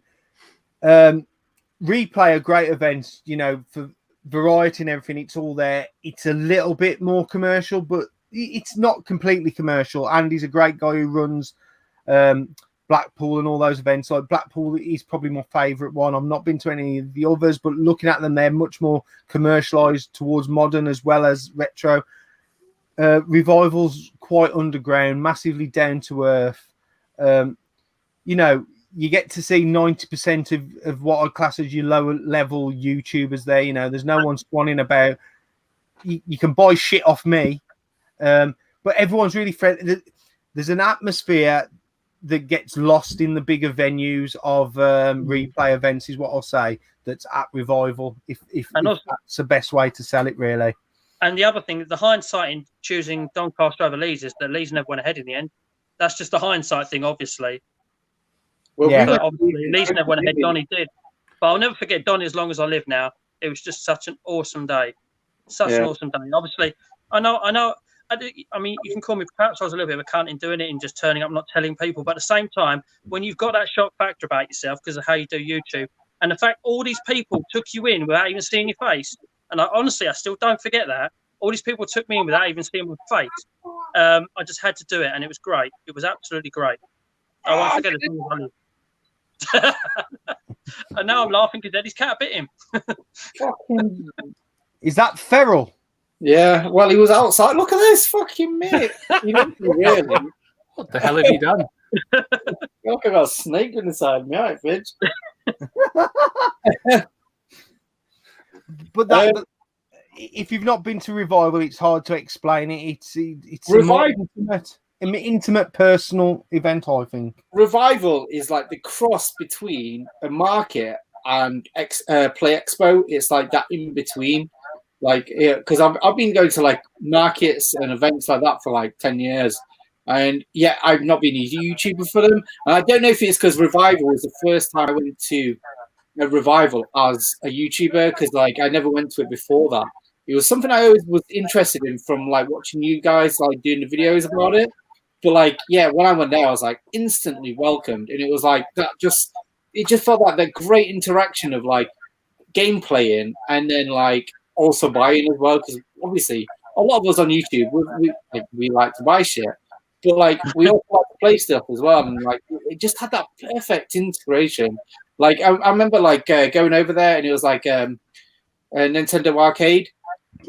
When I first went in there, Nintendo Arcade, like Alex came up to me, he was like, "Eddie, how are you doing?" And he was like, "Oh," he just took me straight to the bar and bought me a drink. I was like, "Fucking hell, this is amazing." No, not just because he bought me a drink, but it's just like I was just so welcomed. What I will say is, Alex is a nice guy. I wish he'd stop fucking making videos because he keeps making me buy shit for my Vectrex every time I see him. Oh, mate. That But who says, guys, more Alex or Boofy? I reckon Alex might be related to Boofy. It might be a southern thing. I don't know. He doesn't He's anymore, not does he, from Brucey? South, he's from York, isn't he? I don't know. It's just I noticed the other day watching Alex, and I never noticed it before. Other than when I noticed Boofy, and I was like saying, he says guys a lot. Still, his best videos when he cooks that fucking egg in a mess. All his fucking gaming stuff, he might as well chuck out the window. Just fucking become a chef. Alex's video when his face was an actual cake. That was fucking amazing. Can you remember that one? Fucking, he wants to get his arm sorted. He's had the longest broken arm I've ever known in my life. I wish him well too. I wish him well, but you're milking getting that Mega Drive down out of that loft, Alex. He's a great guy. I like Alex. I can have a bit of banter with him. Again, I stalled opposite where, I mean, Alex is one of the guys. This is what Revival's like. Alex takes his own personal arcades and lets us all play on them. That's the sort of event Revival is. You know, you're not talking cheap bits of equipment here. You're talking stuff that gets damaged in transport and stuff like that. But yet, with the way Revival is, everyone, like all those home computers, though, they're not mass stock that Craig's got. They're like Duncan and Spence, the guys who help run Revival. They're their own personal computers that they bring for us all to play. That Sky Skipper. That's Alex, isn't it? Yeah. I can't believe I had this before him. I just can't believe it. I bet that upset him. Most common. He doesn't know that yet, but I will tell him. Don't worry. Sean gives himself such a hard time. That's the second time I've seen you putting yourself down in the comments, Sean. The only thing I've got is bring back the fucking YouTube news. It was the best thing. Oh, forget these fucking Ravens fucking games or whatever it is you're doing. Music, magpie bollocks. Get the YouTube news back. Bring back Retro Raccoon. If you do right, I'll start playing some Warzone with you. We all agree. Sean, like, is too hard on himself. Really too hard on himself. Sean, you should be on here tonight, mate. Like, Yeah, we we miss love you. you, man. We need you. He's Yeah, I it's think just it's a like, shame. you know what? As a collective, I'm going to say it now, but we can all agree. I think Sean is the most popular. Can I Yeah. just say, I like Sean the most. It's amazing. It just makes everyone just so happy, like when he does it. He is. Yeah. You cannot be unhappy around that man. As soon as he laughs, that's it. You're sold. That's it. There's a smile on your face. Sean is friggin' brilliant. Everyone will agree Sean is brilliant, but he's so hard on himself, and he really, really shouldn't be. Really shouldn't be, Sean. right. You know what? I'll throw Don't it do out there, right? Any of us doing YouTube at this level, you know, fucking leave your ums, leave your ahs, leave your swear words in, because the most painful first videos I did were my first 5 when I was trying to cut out all my mistakes. And in the end, the way I described it is I started doing videos with my shoulders dropped. I weren't fucking like this, tense, fucking worrying what I was going to say. Once you start relaxing in front of the camera and say what you feel and what you want, YouTube becomes easy. Yeah. And no one looks at them ums and ahs other than you. They're listening to the other stuff you say, and they're enjoying you as a personality and a person. So ums and ahs. No, I mean, I'll show one here for you. He's not here tonight, Big Mike. He's probably still in bed. He always says, when he jumps to a jump cut, he always says, right. Stu picked him up on it. And it's the funniest thing ever now, because we all say, we go, right. But now I can't hear that or see Well, it. I have my claps, don't I? That's my fucking nervous thing. Everyone has one. We Yeah, all have a little tick. Like, Exactly, yeah. I think I Sean's. don't mind. I forget something. I look up to the sky and I go, fuck. I'll do something like my eyes start wandering when I forget what I'm going to say, and I start looking around the room for reminders. It's like me. I always look over that way, and I'm trying to think of something, or I'm just moved to my sort of go like that. So I The think thing I is, say like, too much, to be fair. none of us do professional content, and I wouldn't want any of us to do that because that makes it sterile and boring. And like, You know what? I'm going to fucking sell out, man. I'm going to start wearing a shirt and tie and start like doing really factual videos on video games and start reading Wikipedia. I'm going to sell out. It's like, you know, Steve Austin joining the corporation. I'm going to fucking sell out. as long as you're only in your boxer shorts like last time. Any, Oh, that was good. That was that. We'll have to have you watch it high, just in your box. What do you mean, not professional with a man coming live from his own crack then? Who's smoking that pot in the corner? Who smokes more, me or you, Retro Bear? Well, there we go then. Who smokes what? Yeah, toxicity. I've got to be honest with you. I've started. I know I swear a lot, but I've even started letting them slip in my videos now. In my last video, I did it about 3 times. I just didn't care. Even in my head, I was like, "Don't say piss. Don't say piss. Fuck it. Let it go. Fuck it."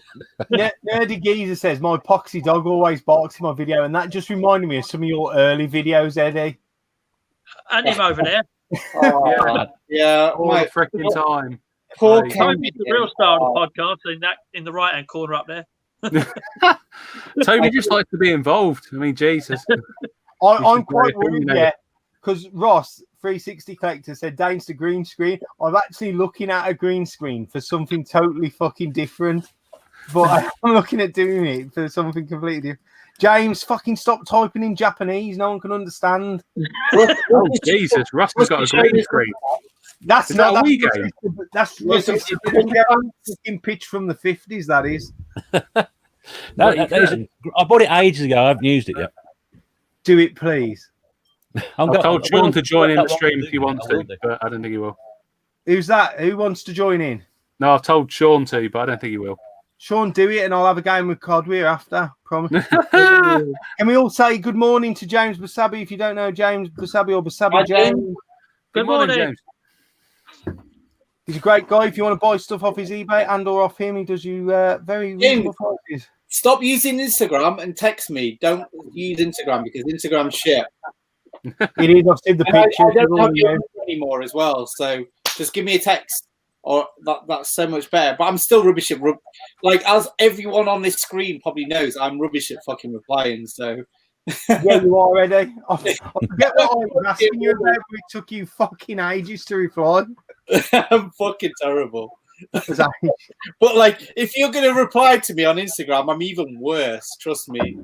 The worrying thing was your pictures that you have on there when you were dressed up as anime girls and stuff like that, and you got like 4,000 likes. What are you on about? Me?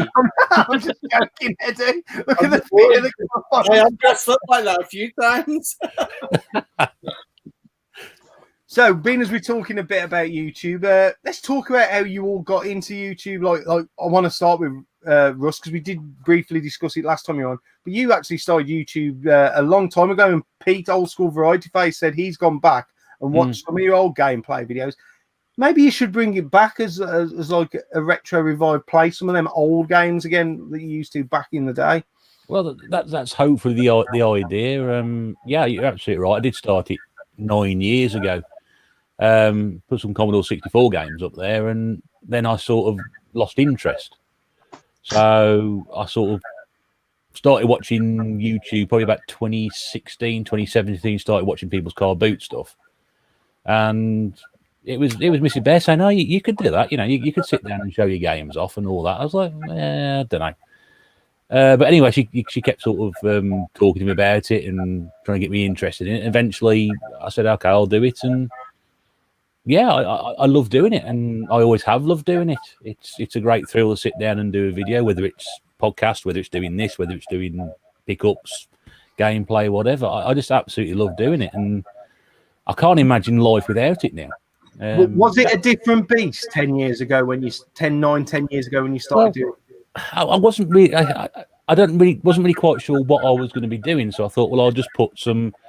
I used to have my own website. We used to do sort of like reviews and stuff, which nobody ever read. So I just basically sort of put stuff on the internet for my own pleasure. And then I thought, well, I'll put the games to run alongside it. So if I was talk about mostly Commodore 64 games, as I was at the time, I'll put the Commodore 64 gameplay on there. And I wasn't really quite sure what I was going to do with it. So what I'm doing now was probably not what I would have done then. But I wish I'd started and carried on doing it then, because I enjoy doing it now. So I'm sort of thinking I've missed 7 years out of all this, which is a bit of a waste, really. But I will say, I'm glad you decided to come back.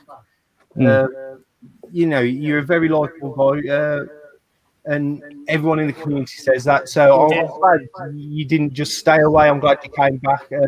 But as I say, I know Pete, Old School Variety Face, said he there's not that many people now who cover the Commodore anymore. No, you're right. Everyone, like, you got Nova Bug who does Amstrad. A lot of people do Spectrum. Spectrum seems to be the fashionable 8-bit system. So you could corner yourself a nice little market there, to be fair. Well, I would like to start getting that going again. It's just I think before I knew how to set everything up. Now it's a bit more difficult to do it. But I will get round it. And yes, I'd like to start doing some more of that because I've got loads of Commodore 64 games.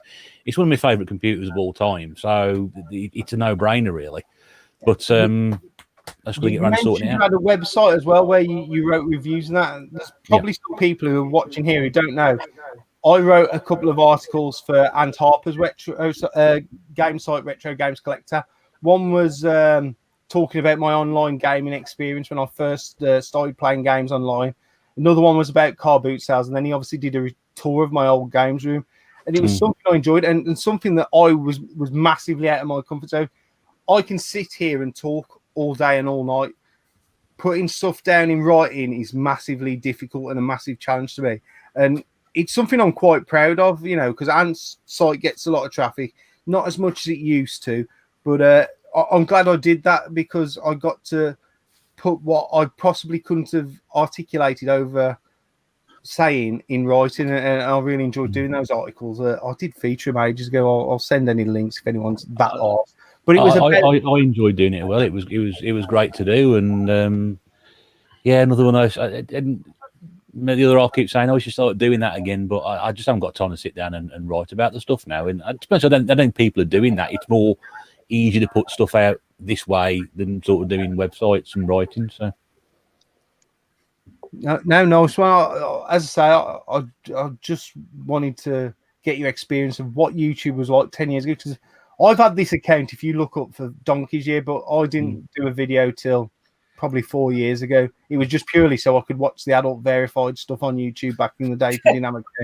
Well, that sort of stuff, you fucking sick, twisted people. So how about you, Nave? Like, obviously, I knew you probably, was it just as you were starting the channel or just before I'd met you at a couple of Doncasters when you come smashing up my fucking store, and when you're not smashing up my store, you send people to smash up my I can hear the line Just going to say, Raz He trying to did- steal my place in the TMB. What's that all about? I'm allowed to go for a pee, mate. Jesus. Raz, Yeah. let's read a Raz comment. Shall we, Birdie, like, mute him? birdie. Oh, Shall we mute him? He's kicking off a bit. I can't believe it's been an hour and a half without a Raz comment. I'm so disappointed. yeah. He had written some, but they were shit and boring, like his normal Swedish bollocks he comes out with. I think YouTube for me, I spoke to some mates about it. YouTube was so ridiculous when I started. I said to some mates, I want to do a YouTube account, just like really interested in games, going to go from there. And then just as I was about to do it, my bloody computer died. So my mate had to give me an old secondhand laptop, which I've still got. And I just started with nothing. It was just like, just going to put a video out, solid. And it just kind of gone from there. So yeah, it was really awesome. And then I didn't think anyone would really watch. I didn't expect anyone to interact with me. I thought I'd be done within a month.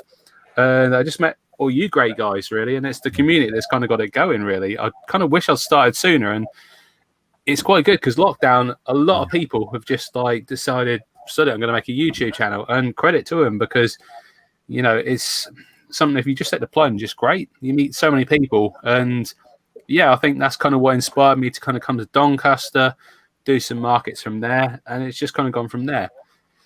And yeah, at the moment, I'm just not getting a lot of time to make videos, but you know, I know that if YouTube shut down tomorrow, I'll still have the chance to speak to you guys and go from it from there. So yeah. I will chime in there. I mean, no one's had more breaks from YouTube than me. A lot of the time it was due to personal family issues. And the hardest thing to do is do that first video back after you've had a long break. But I think I'd miss YouTube if I didn't ever do it again. I could take a 6 months break and be okay with it and then come back, because I know there's the core of people who, for some fucking bizarre and twisted reason, enjoy my stuff. But I'm a big-headed twat, and I like talking, and I like talking about myself and my shit, and I don't deny it. And I think I'm mildly entertaining. And that was it, really. What I have discovered, though, after 4 fucking cans of this shit, is I don't like IPA. It's fucking horrible. No, I IPA. discovered that after 3 cans, but you just sort of keep fucking going with it, yeah. What you need is a SMAH SAIPA. No That's wonder. for you to say. That's not a I've mouthful. decided, right? No wonder You nearly fucking felt Americans are always angry because they've got this shit to drink, right? And Budweiser, I'd be fucking fuming all the time. No wonder. No wonder they're angry. If this is, I mean, if I went down the local boozer and had like a pint of Bavens, Russ knows what I'm talking about. It's a nice proper bit. This is fucking swamp water. You know what you should do? You should go to them now and say, look, I've been drinking your beer on the internet and it's crap. Sponsor my podcast for the next few months, or I'm going to keep slugging you off every time Look, I get on we there. don't want to fucking get on with my relations. Sponsor with the American TND podcast. do we? Yeah. I ain't got the greatest Anglo-American fucking relations record as it is, have I really? If you want some good beers, you need to speak to Xbox 360 Collector. He knows his beers. I honestly, like IPA, boring. It's so horrible. Like I hate IPAs. Like, but like he knows his stuff about beers. Do you know what I mean? He's constantly pissed. So, is someone who's constantly pissed?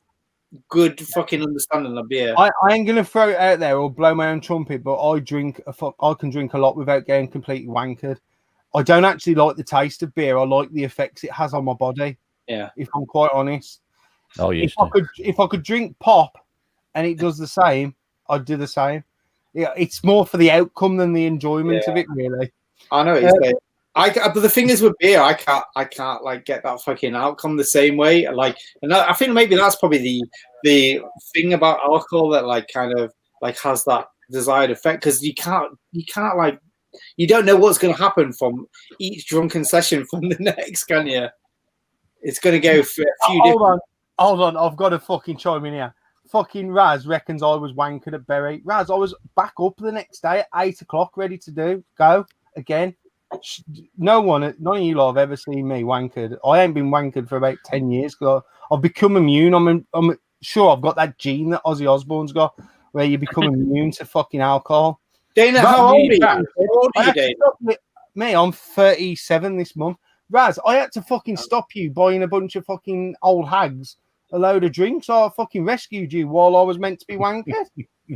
I should be like King of Sweden for doing shit like that. Anyway, we'll go over to Rob because you recently hit the magical number of your YouTube journey. It's just an accident. Accident. I don't know. Honestly, when I first started out, I've got to be honest with you, I had no idea. Even though I used to watch gaming channels and game channels all the time, I mean, if you look at when the account was registered, like you, I wanted to watch these channels that fucking threw 18 certificates on shit like that. So I registered myself as with a YouTube account back in 2012. But Gernaldinho Plays was never actually born. I was always Rob Gurney until the 1st of January 2019. And again, you know, achievements massively into it, always have been. So I watched a lot of achievement channels, guides, and shit like that. And I thought to myself, do you know what? I'm massively into achievements. I like watching YouTube. Let's become an achievement channel. And that's what I did for a good few months. I mean, there's stuff predating that, by the way, where I just used to upload intros to gaming to get myself used to using YouTube, and even guides without me talking because I couldn't add fucking vocals. Honestly, it says in the description, please read description. But I got the hang of it, and I thought, right, let's be a YouTube channel. Let's do these achievement guides. And then I went to a London gaming market in March, and I thought, you know, all these channels I've been watching, let's do a pickups video. And I made that pickups video. A couple of months later, I found a deal on Spock, and I thought, right, that's a good deal. Let's make a pickups video. That's where he comes in again. Hi. He picked up on that video, and that was where the shout out came. And I still do the Journey to 1 Million Gamer Score thing. And every now and again, when I find a good way of getting achievement, I can make a quick guide for a singular achievement, but I just don't do that anymore. And I went into the direction of what I watch because that's what I enjoy. So therefore, I will enjoy making it. I come up with loads of other ideas since, and it's just been the best decision that I've ever made. Because it's you know, it's no secret. I was screwed over, and I live on my own now. And without YouTube, I would probably be very lonely. And I can't believe where I am now for not even showing my face. Again, I keep bringing it up, and I do other things, and everything I do is because I enjoy doing it. You know, The cars thing doesn't get watched much. The blind bags thing doesn't get watched much. But as a kid, I loved opening everything with a mystery nature, so I did those as well. A handful of people enjoy it. I enjoy it, so I keep doing it. And I don't know. I'm for some reason I'm still going, and over 1,000 people decided to hit that fucking button. I don't know why. I really don't know why. I'm no better than anybody else that's here or watches me or any other part of the community. In fact, I think many channels are better than me. And you may have noticed, but I've started doing shout outs because I want channels that I consider better than me to be ahead of me more than anything, because they deserve to be. And that's where I am. So what I will say, Rob, is Pete, Old School Variety Plays, that's very honest. I think it's a very honest and humble way about going things, because I've noticed over my time on YouTube, you see people pop up who think they can be big overnight, and when they're not, the toys go out the pram, they fuck off. Or people who come on and they don't join in the community and shit like that, and think that everyone's just going to draw to them. YouTube, you get out of it what you put in. You know, if I'd have done a video and never commented on anyone's video, I'd probably have 10 people watching. I'd get up a long time ago. I reached out to people like Stu. I'm trying to think. Ant Harper obviously gave me a leg up. Gus Newton, who doesn't do videos very often anymore. These are the sort of people who I reached out to, not only on YouTube, but when I saw them at events. And I think if you're seen to be a genuine person, this gaming community is massive, one that will accept you in. If you're not, you get found out pretty quick. I mean, when you said with Pete, obviously, I did literally a singular video on promoting VHS bootleggers. And I didn't do that just because I thought, oh, fuck it, let's just do this. I legitimately watched his horror live stream and fucking enjoyed it so much, I didn't want it to end. I was like, oh, really? So I was just like, do you know what? These guys are just open, fair, and honest. And I've enjoyed it so much that I basically want to attract people to that channel that will like that sort of thing. And I don't know if anybody noticed this, but legitimately, you know what? I have an intro by accident, and I don't think he's watching, but Chris of Retro 48K one day just messaged me out of the blue on Twitter and said, I got bored. I made you an intro. Use it if you like. I've never been one of these people to want to use an intro, but I saw it and fell in love with it. And I said, thank you, mate. That's awesome. Obviously, it's 360. It's so me. I want to use it. Tangent there. But no, in the shout-out videos that I've done, I don't know if anybody's noticed, but I purposely left out my intro because I want it to all be about the channel that I'm shouting out. And I mean, it's really good that I've had this idea. I know Al's sort of taken it on and adapted it into his own thing as well, with the under 200, 300 thing. I mean, I did under 100 because I knew the first 100 was hard to get, and I really want to help those channels first. I just see the position that I've got into as an advantage to help everybody that's helped me. For some reason, I don't know why I've got here first in some cases. I really don't. It's all my fault. That's all I can say. I'm not better. I'm worse. I said it the other day. I'm a guy who spent £5 on a stand for his phone and £3 on a grey mat to replicate some stairs that he had at his old place, and then make videos. That's all I did. Literally all I did. And I don't even appear on camera. So, you know, if you're worried that might about work in your favour, to be fair. Yeah, I am an ugly cunt. But if you don't want to appear on camera, you don't have to. You don't have to have loads of money. Honestly, you don't have to. But, you know, I don't know what else I can add to that, honestly. No, mate, I think it's nail on the head stuff, mate, to be fair. As I say, YouTube's just... For me, I'm an opinionated twat, and I like to get my opinions across. And if I've got no one to talk to and tell them to, I sometimes just say stuff to wind people up and cause a bit of an argument. Like, you know, I like to do that. And if I didn't have this platform, I'd be fucking talking to myself, wouldn't I, sometimes? Like, you know, when I give everyone shit about 360, I don't really think it. I just mate, I take it on the chin. I think it's hilarious. Don't worry. I think it's hilarious. Mate, I do it to all of you. Because if I find something that I think might wind something up, I'm going to fucking turn the volume up to 10 on it. You know what I mean? That's just the sort of person I am. And it's the sort of person I am in real life, which is why I'm a bit of a twat, to be fair. Or tosser, as Raz called me, and YouTube sensitive. So how about you, Eddie? I know you used to do videos a long, long time ago. I'm on YouTube? Yeah, mate. No, mate, you're in the back of the nightclub looking When for did some. that happen? You're in the smoke. Fucking hell, I don't know what's happening. What's going on? I thought we were just on fucking, I don't know. Where are we? No, yeah, Silent Hill, mate. I did YouTube like what? A few years ago, yeah, like multiples of tens. And yeah, it was because of rollerblading, because that's what I used to do back then. And it was like back then there was nothing about like YouTube wasn't the same kind of thing. Like I think it was like 14 years ago, I think my first video. And it was like back then we just videoed each other like doing tricks on rollerblades. And like honestly, like we've done better stuff that's on YouTube, but like it was like something I think I was like documenting stuff that I still had on my hard drive at the time, and then put it on YouTube, and that was just a video edit that I did, and that's what the rollercore thing is. Is that So the yeah, vagina song? yeah, well, we're still to come to the vagina song. So yeah, like it was all about the rollerblading, and a couple of years after that, like YouTube started to like become more of a thing, and it was all about like stupid like a few like less than a few minute videos and stuff like that, because at that time you couldn't do videos for more than 10 minutes. So it was all about like the punchier, more impact videos and stuff like that. So yeah, I did that penis song and a vagina song, and I actually they're the most edited videos I've ever done in my life. It was like trying to get like actions of an action figure in beat with like someone saying vagina. I had to have it like penis. No, it was penis. Oh my god, that took ages to get that penis to get to the bottom stroke of the hand movement figure. That took me ages. Like honestly, they look today like it took nothing, but honestly, like it took me days to make them videos.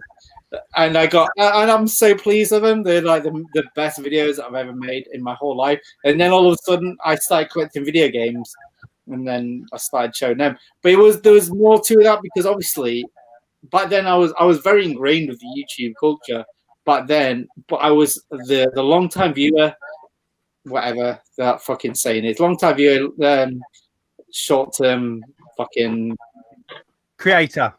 Yeah, is what YouTube. You know what? It's not just that. Like the thing is, like I've been watching like video game like things for like 10 years plus and stuff like that. I've been watching Pooty since he was fucking collecting Xbox games. Can anyone fucking remember that when he had like Xbox games like all stacked up in his fucking conservatory?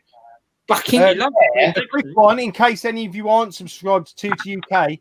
Don't watch any of his new shit. Go back about 7 years. He's half the man he is now. It's fucking on. And his jumpers, he has some of the best jumpers I've ever seen in my life, ever. You got comment on stuff as well.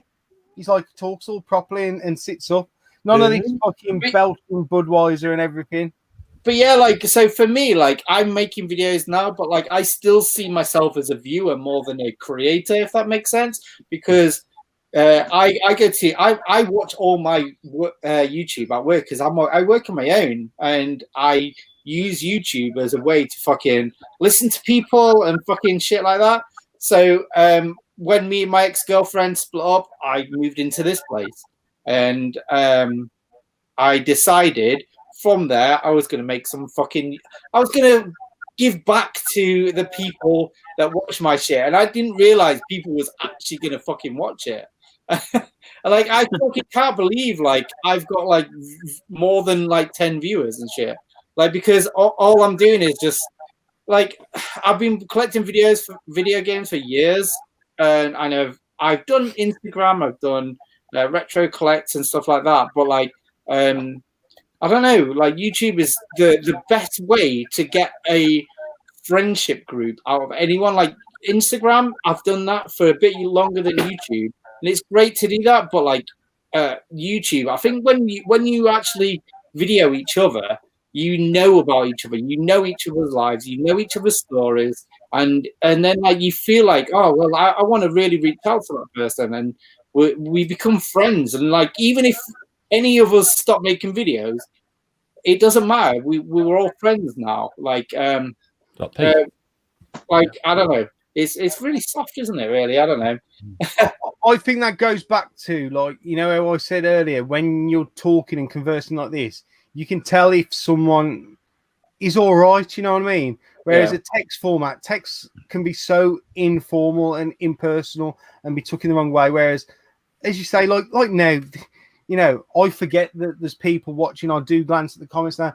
This is me talking to 4 people who are classed as my mates, same as last week, same as whenever I do it. You know, even when I did live streams with people who I never met me before, some SNES-tastic Pete springs straight to mind. Someone who is probably as far off the opposite end of the spectrum as the sort of person I am. I got on great with him, and we could talk on a mutual level. And I never met him until like half an hour before he come on my stream. And I think you get that instant suss out of someone once there's some sort of video. I think with video, you can instantly tell when people are trying to make a video to get subscribers, or just because they want to do a video. And there is totally that thing there. Like and within, like I said, like I did Instagram before, you can't tell that with Instagram. Not as much. Well, sometimes you can, but like YouTube is definitely, you can tell, like you can see, like as soon as like you're face to face. Sorry, Rob. When you're face to face with people, like you know what their intentions are. Well, I know Rob. I fucking met Rob. I love you, man. Don't worry, it's fine. What I'll say is there is massively a place for, you know, like all these highly produced, highly edited videos. I watch them myself sometimes. I use them more of a Wikipedia of YouTube, because when I first bought my family car, I knew fuck all about it other than a handful of games.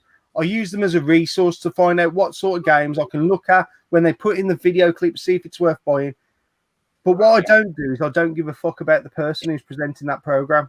Oh, yeah. Whereas when you're doing, you've got, you know, I'd rather listen to you and the story about, I don't know, your pickup you had from the charity shop, because I'm interested in you as the person.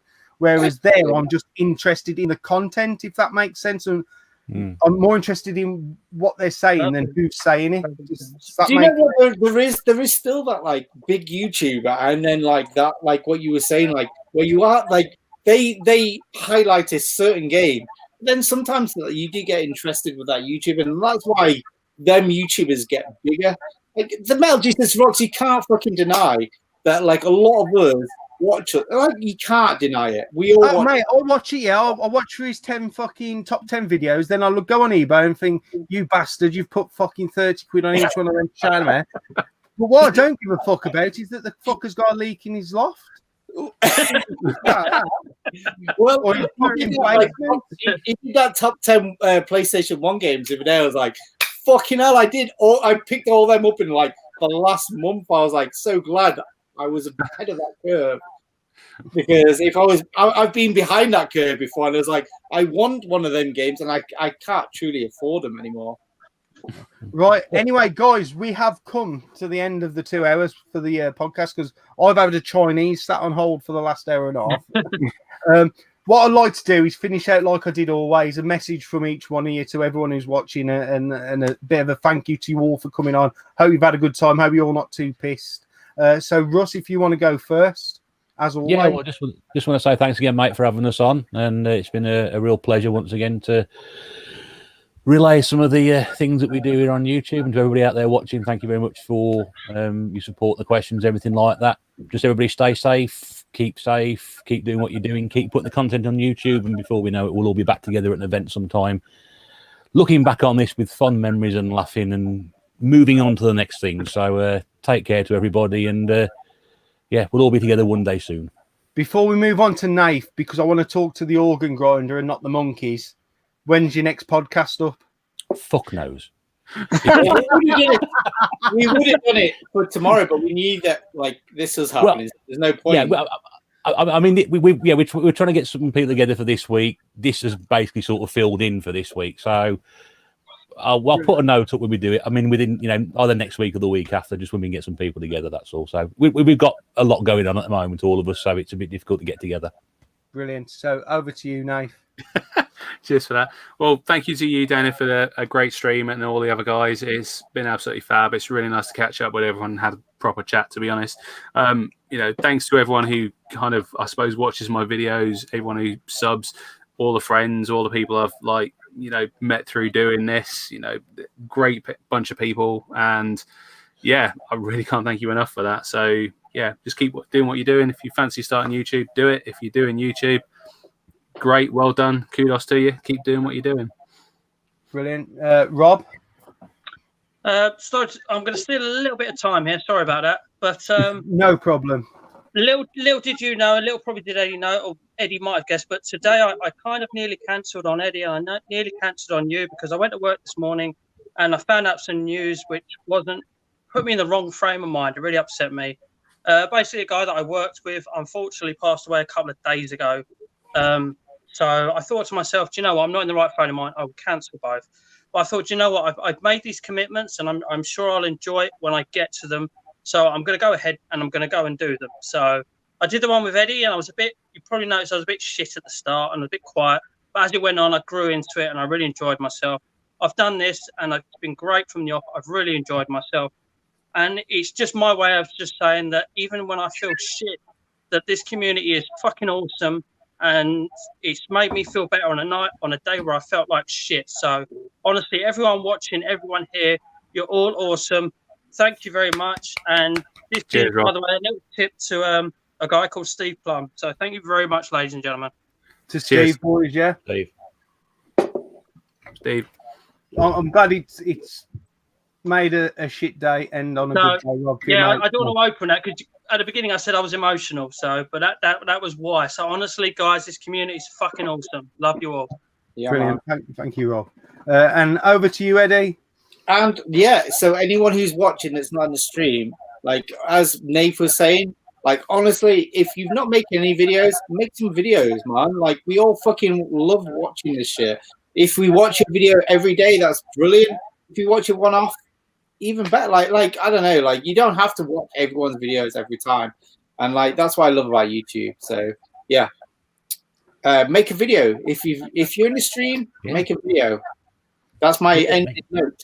Make a video. Make videos. Yeah. Brilliant. And finally from me, I want to thank the four of you for coming on. It's been an absolute blast. The 2 hours have flown by.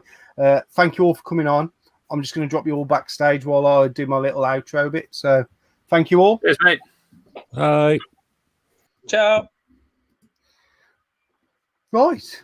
Big Mike style that was. Thank you all for joining in. I've seen the chat's been active, man. We've had a consistent 40, 42, man. It's brilliant. It's really humbling to have these sort of numbers to come and watch me have fun with my friends. I'm not even going to call it a stream. It's definitely not a show. It's just me having a little bit of a laugh, entertaining you lot. I hope, you've all had a bit of a giggle, bit of a laugh at the shit I say. Some I don't. Back again next Saturday, hopefully. I'm trying to put a bit of a special one together next week because it's my birthday on the 20th. So 21st, Saturday, will be a little bit of a birthday party for me. I'm 37. Don't look it, I know. I know you can't believe it. But trying to put a good one together for next week if everyone can pull everything together. And also go and check out Retro Chef tomorrow at 8 till 10. He's doing a live stream. And thank you all for watching. Take it easy, YouTube. Good night. I always forget to go up here.